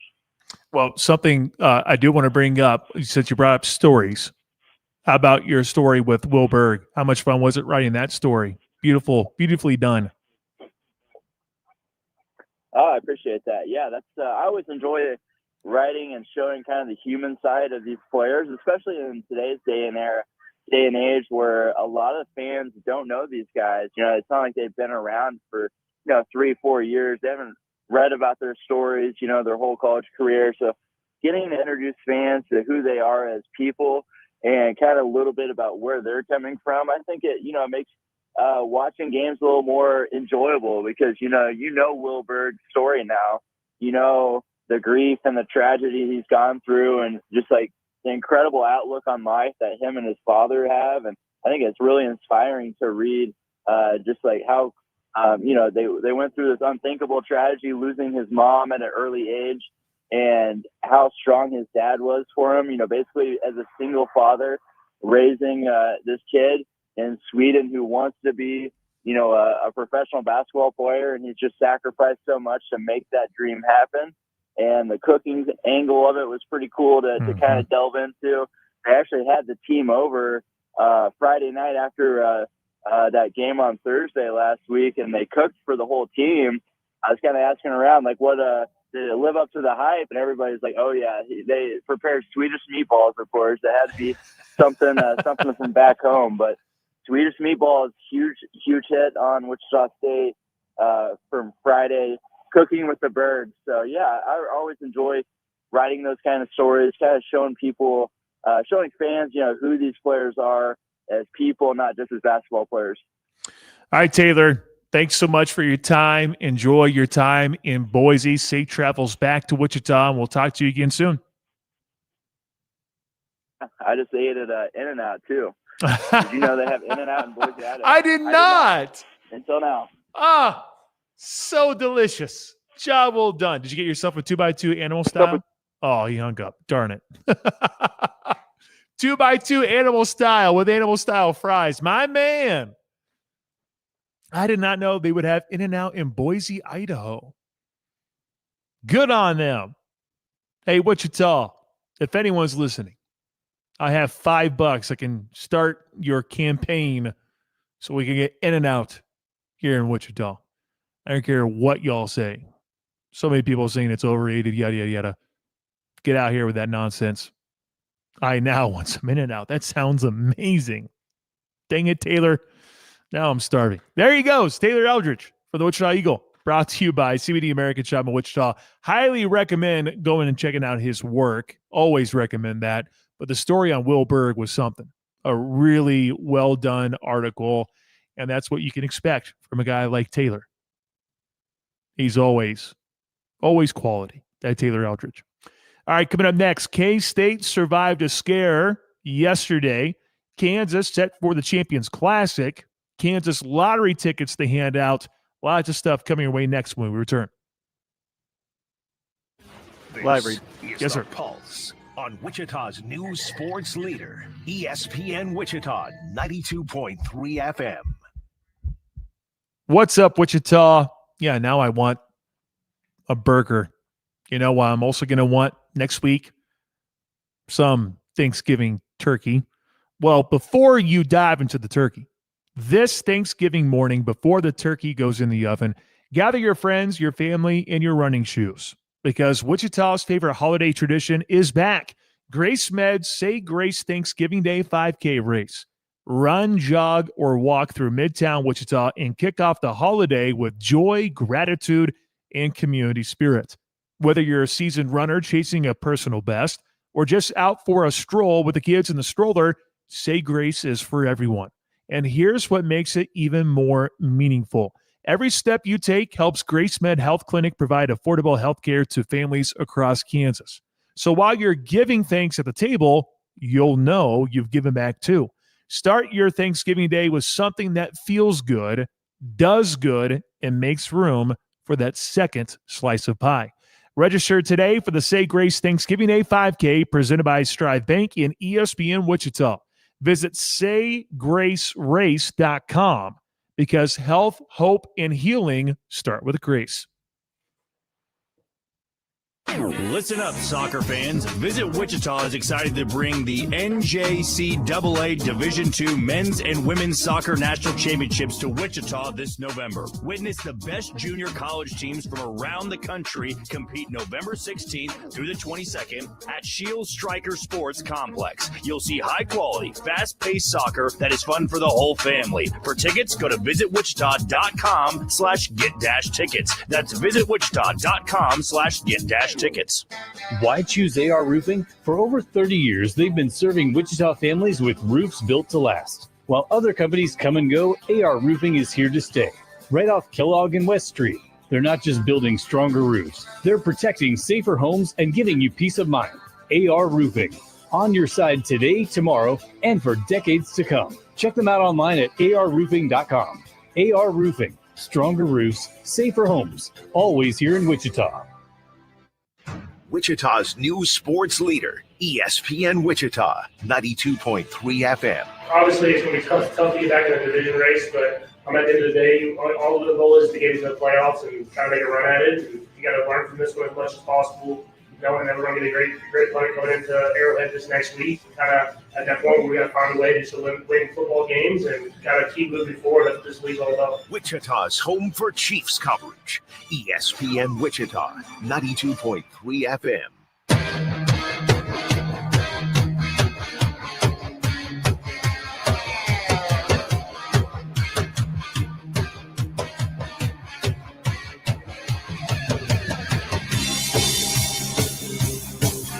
316-247-0923. Saw someone text. Don't forget Sterling and Smith Center in 1A.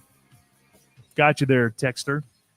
I know Sterling's not that far away from here. I'm always having a tough time really looking and going, where do we draw the line for our coverage for high school athletics?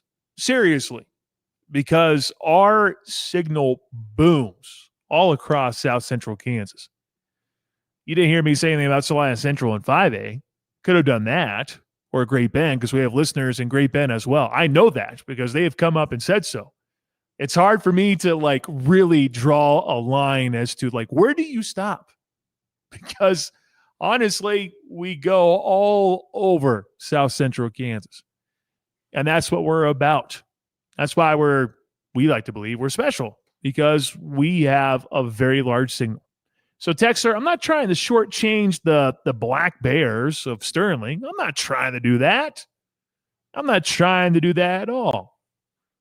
I don't want to shortchange Sterling. I just know that with Taylor, I just know that he probably has a certain arc, and I don't know where it stops for him too, because he also covers so many schools out here in South Central Kansas. So, Texter, please take no offense to the fact that I bring up Sterling.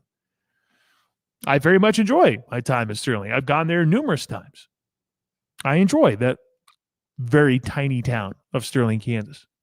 Big fan of the Sterling Black Bears and the Sterling Warriors, for that matter, over there in Sterling, Kansas. So take no offense, Texter. I promise. I didn't leave them off because I don't like those guys.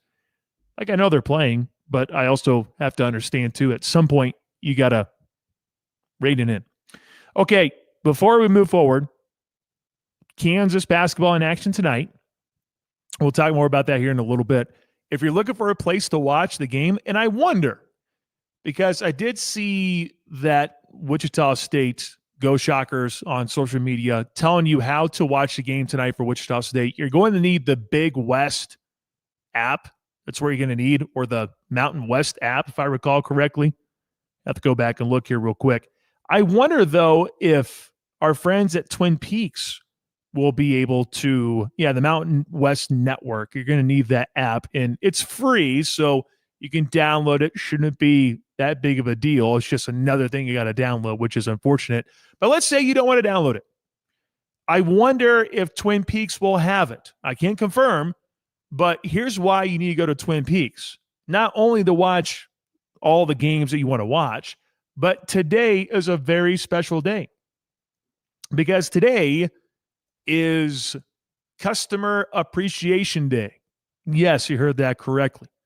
Customer Appreciation Day. And you know how they're celebrating? Buy one, get one wings. Buy one, get one wings all day. That's right. Buy one order, get one free. They couldn't do it without you. You show up, they will bring the wings. Twin Peaks Eats, Drinks, Scenic Views offer valid dine-in only today. Excludes smoked and grilled wings, but go get you some wings. The best wings in town over there at Twin Peaks. Something else, too, coming up next week, you Thanksgiving Day. Well, I guess I shouldn't say lovers, because not everyone's going to love Thanksgiving Day, I suppose. But for those that don't want to hang out with family, or maybe you're looking for something to do after the Thanksgiving Day festivities, guess what you can do? You can head on over to Twin Peaks, because they will be open starting at 2:00 next Thursday. They understand football is going on, and they want you to come out and watch football. Get away from the in-laws. Go celebrate with family and friends. Maybe that's the thing that you do. Bring the family and friends together for one big feast at Thanksgiving. You could probably do that there for Twin Peaks. I bet they can make it happen. So head on over to Twin Peaks Eats, Drinks, and Scenic Views. Go check out our friends there at the Lodge. So, Kansas and Kansas State basketball. Let's start with K-State first. The Wildcats last night, what a thrilling game it was for the K-State Wildcats. They get the win 84-83 over the Tulsa Golden Hurricane. I could not get over just how that game ended, because it sure felt like it was done, that Tulsa was going to get this win.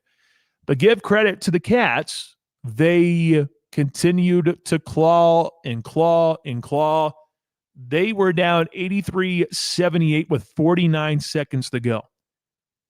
But you saw K-State force a couple turnovers, And the Wildcats, they capitalized, and they go on to win 84-83.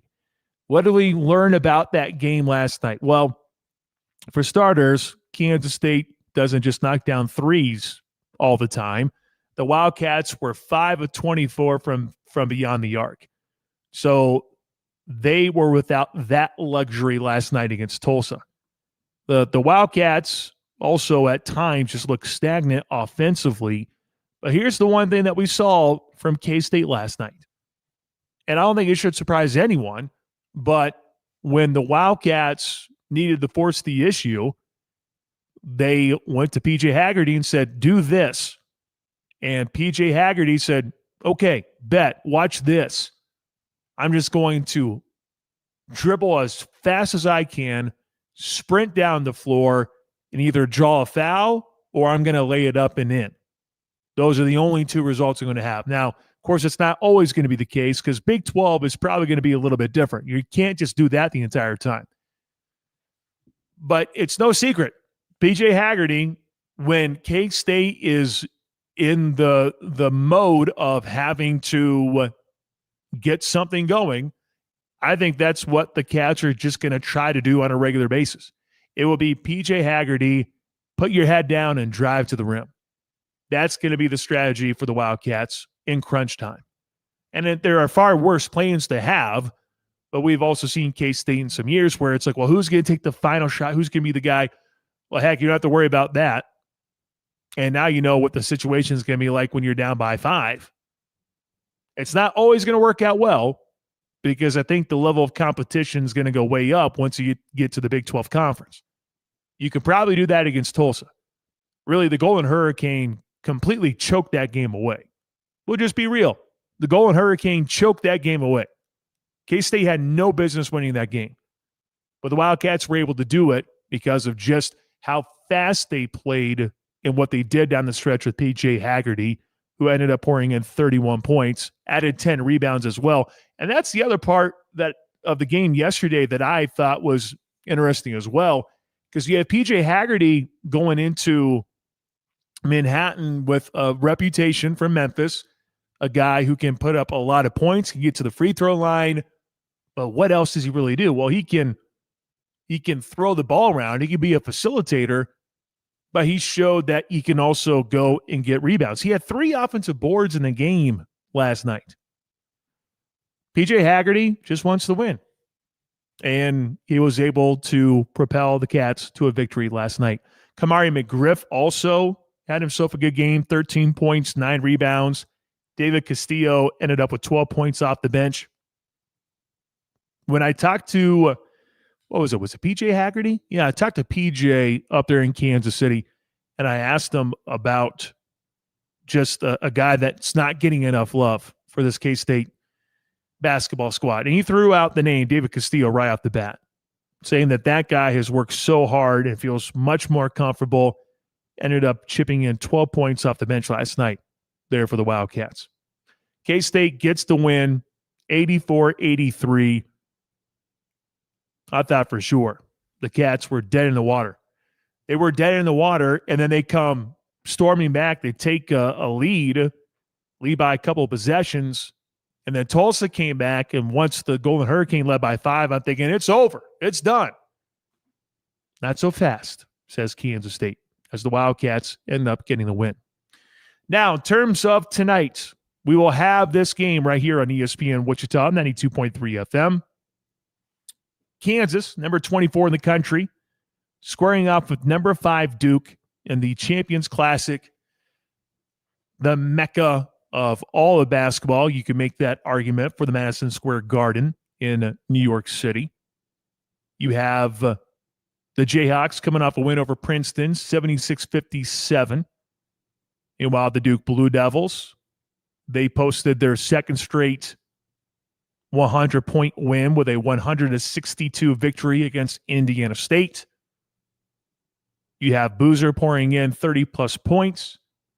Duke leads the all-time series with 8 wins compared to 7 wins for Kansas. Jayhawks have won the last 2.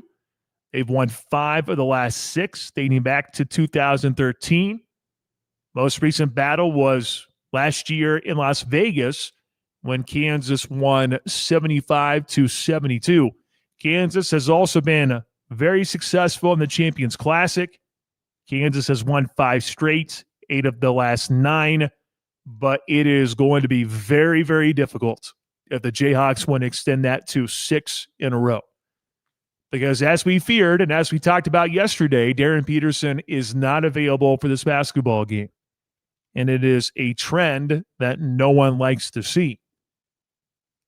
I think it's incredible that you go from, it's just cramps to, okay, it's an actual hamstring strain, and now you just wonder how long it's going to linger. But we understand this is November basketball. Championships are not won here. Because, again, Kansas took down Duke last year. You're thinking, hey, here we go. And what did Kansas do in the national tournament? What did Duke do in the national tournament? Completely different paths that they went down for the rest of the year. These games, in the long run, they don't mean nothing or they don't mean anything. They really don't. But I think for Kansas, you're, 10.5-point underdogs, if I recall correctly? You have a Kansas team without Darren Peterson once again. You saw Kansas on Saturday against Princeton. Flory Badunga was able to lead the charge. He had himself an excellent game. It'll be a little bit more challenging today against Duke. One thing I liked most about the game on Saturday was Trey White getting to the free throw line as much as he did. I would like to see that aggressiveness continue. Going to be much tougher again because it's Duke. But I'd like to see Trey White continue to be that aggressive guy. You're going to want to see Melvin Council Jr. be better and more of a threat. You look at Bryson Tiller in the big game against North Carolina. He was very impactful, and then he got into foul trouble, and things changed once he got into foul trouble, and then he fell out of the game, and that was that. We'll see if he's learned from his mistakes in that North Carolina game, because the competition level is, I would argue, going to be even better than that, because Duke is awfully impressive. The Blue Devils are very, very talented. They are awfully good. And I know that tastes like vinegar when Jack Johnson says something like that about the Duke Blue Devils. But that's the truth.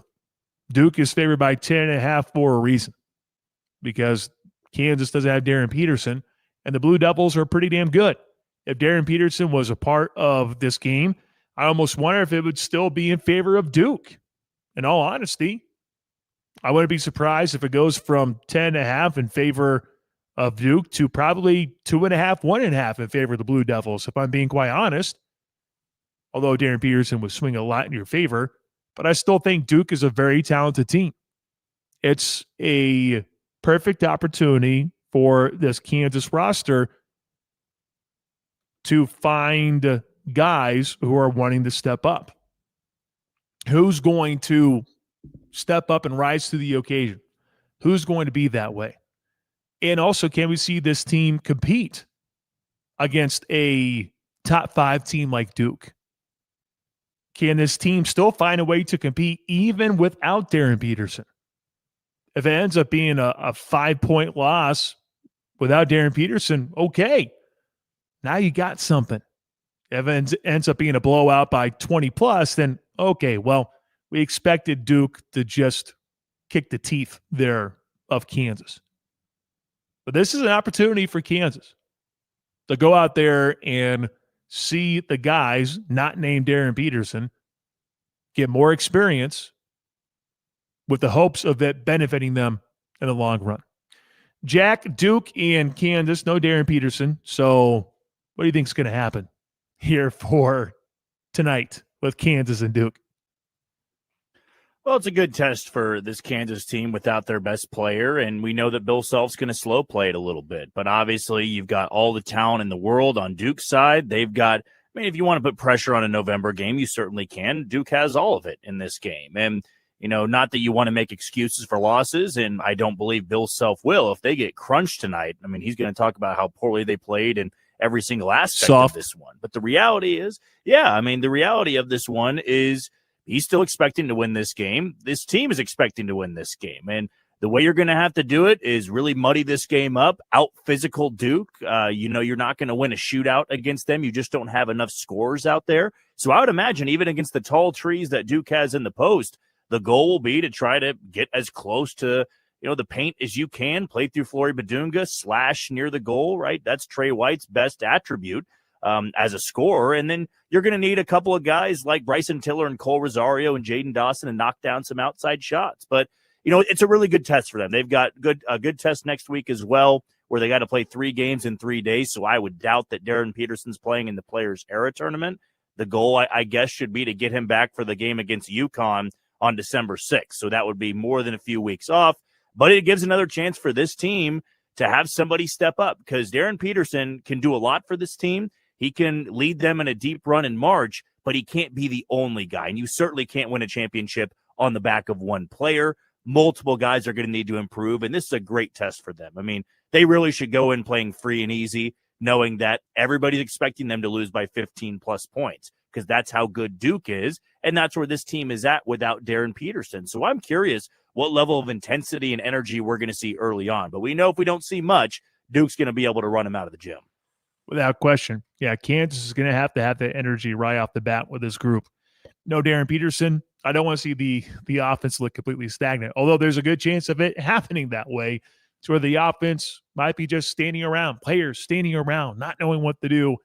I hope that's not the case. And it's going to have to be opposite of that if Kansas really wants to truly threaten and challenge the Duke Blue Devils in New York City at the Garden. 8 o'clock tip, pregame coverage coming your way at 6:30. Catch it right here on your home of the Kansas Jayhawks, ESPN Wichita 92.3 FM. Kansas basketball presented by our friends at Baxter and Associates. All right, let's give you a chance to win Kansas lottery tickets. 316-669-4996. Be caller number 5. Heard that correctly. Caller number 5 to win $30 in Kansas lottery tickets, specifically winner cash bonus. Did you know that you can play Kansas lottery on your phone? Just download the Play On app and you can start winning. How cool is that? Be caller number 5 for $30 in Kansas lottery tickets. 316-669-4996. Up next, Take 2 Tuesday to wrap up the show. You're tuned into The Pulse on ESPN Wichita 92.3 FM. Hi, this is Brian Davis with Davis Liquor Outlet. And this is Blake Davis with a deal on Tito's Vodka, 1.75 liters, just $31.99. And just for the holidays, Chateau St. Michelle Riesling, 750 ml, only $8.99. Davis Liquor Outlet. Each store independently owned and operated. Neighborhood locations with superstore pricing. Great news, Derby. Ribbit Computer Services has expanded to 2100 North Rock Road, bringing expert phone repairs and top-tier tech support to your neighborhood. Cracked screen, battery issues, watery damage, we fix it all. Fast, affordable, and reliable. Our newest location is ready to handle iPhones, Androids, and more. Don't let phone troubles slow you down. Stop by Ribbit and Derby today and see why we're the go-to tech experts for all your repair needs. In business, just like in sports, the best defense wins games.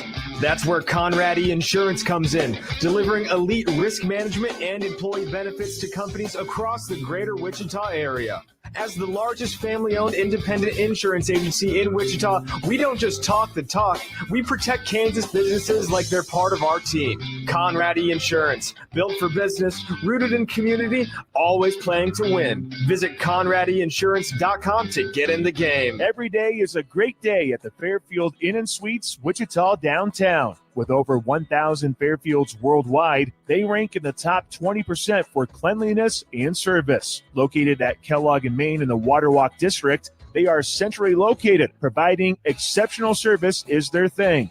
And make sure to enjoy a hot breakfast buffet with every stay. Let them be your home away from home. Fairfield Inn & Suites, Wichita downtown by Marriott. Wichita's hidden gem.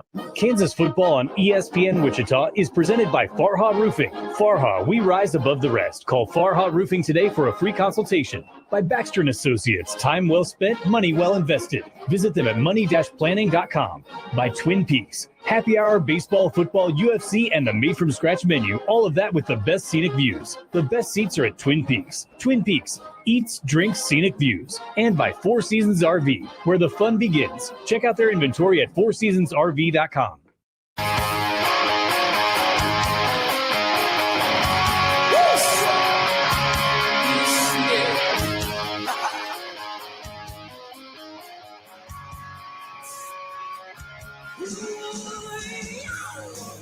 Jack, you keeping up with all this Major League Baseball stuff? See that Gleyber Torres has accepted his qualifying offer. He's going to return to the Tigers. Did I see that Trent Grisham has also decided to stay with the Yanks? Did I see that correctly as well? Yes. Well, a couple of targets that Royals fans wanted. So I guess there's only one thing left to do for the Royals, right? Trade. Right? Sure. Yeah, that's probably the only way they can get the bat they want. We can talk more about it tomorrow. But starting to see some news in Major League Baseball. So sorry, Royals fans. If you wanted Torres, if you wanted Grisham, sorry. Those two guys are officially off the board. So we will see what Kansas City does now. All right. We have Saran Petro with the program coming up next. Kansas basketball, as I told you about, 8 o'clock, 6:30 with the pregame coverage. Do want to invite you all to come out and catch some Wichita State women's basketball if you'd like. 6 o'clock, the Shockers are taking on SEMO, Southeast Missouri State. If you want to come and catch some basketball tonight, I know the Shocker men are on the road. The Shocker women are in town. So if you want to swing on by to Charles Cook Arena, feel free. Time to wrap things up here today. It is a Tuesday, so we normally do a Take Two Tuesday. So, Jack, what do we got? All right, so let's go into some Champions Classic history here. Pick your two favorite non-KU players that you remember seeing in the Champions Classic. Oh, man. Zion played in one, didn't he? Zion Williamson. He played in one, didn't he? Crushed Michigan. Yeah, they beat Kentucky, actually. Yeah, they beat him like 115 to 80 or something. Yeah, that's got to be one, right? I mean, come on. Like, that dude. Whew, that guy was so freakish. and unfortunately for him, he was so damn big that he obviously isn't doing so great. So yeah, that's the first guy that comes to my mind, because he was just incredible. Now, the other one to come to my mind, see, this is where I got to go through the history of just the Champions Classic and some of the games that we've seen, because this has been going on for, golly, how long now? Has it been 15 years? Started in 2010, 2011? I think it was back then. I could be wrong. Correct me if I'm wrong, by the way. If I'm going with non-Kansas, I got to go with Zion. That's the first one that comes to my mind. Yeah, and if you're going back to 2011, yeah, I'm looking it up right now. It is 2011. I mean, golly, take your pick when it comes to Kentucky players. Didn't Duke? Yeah, Duke put up 118 on Kentucky back in 2018. That was absurd. That was an absurd game. I'm just going through and just double checking all the results here, making sure I'm not forgetting anyone in particular.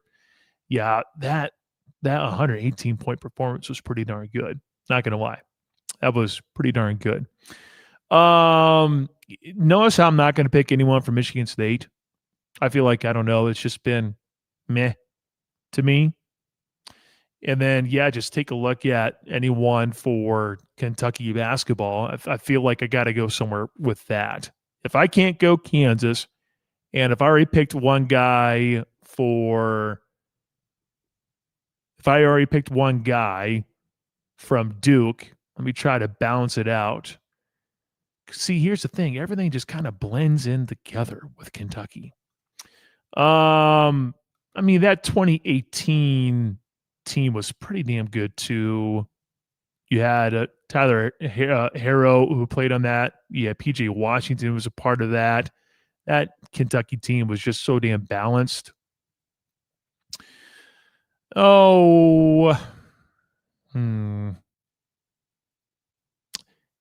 Yeah, this is where I keep going back and forth in terms of who I want to pick, because there are lots of them from Kentucky I feel like you can go with. And of course, there is the music. Can't say I'm too surprised by that. Kentucky was number 1 in 2014. 2014, you had Aaron Harrison, Karl Anthony Towns, Willie Cauley-Stein. That team was freakish as well. I'll probably go Karl Anthony Towns then.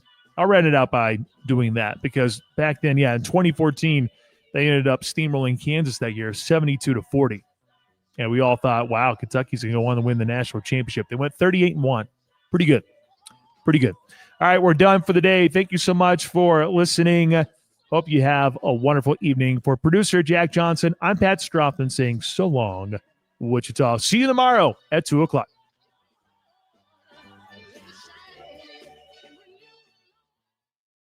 Wichita's all right, you're all clear. News sports leader, ESPN Wichita.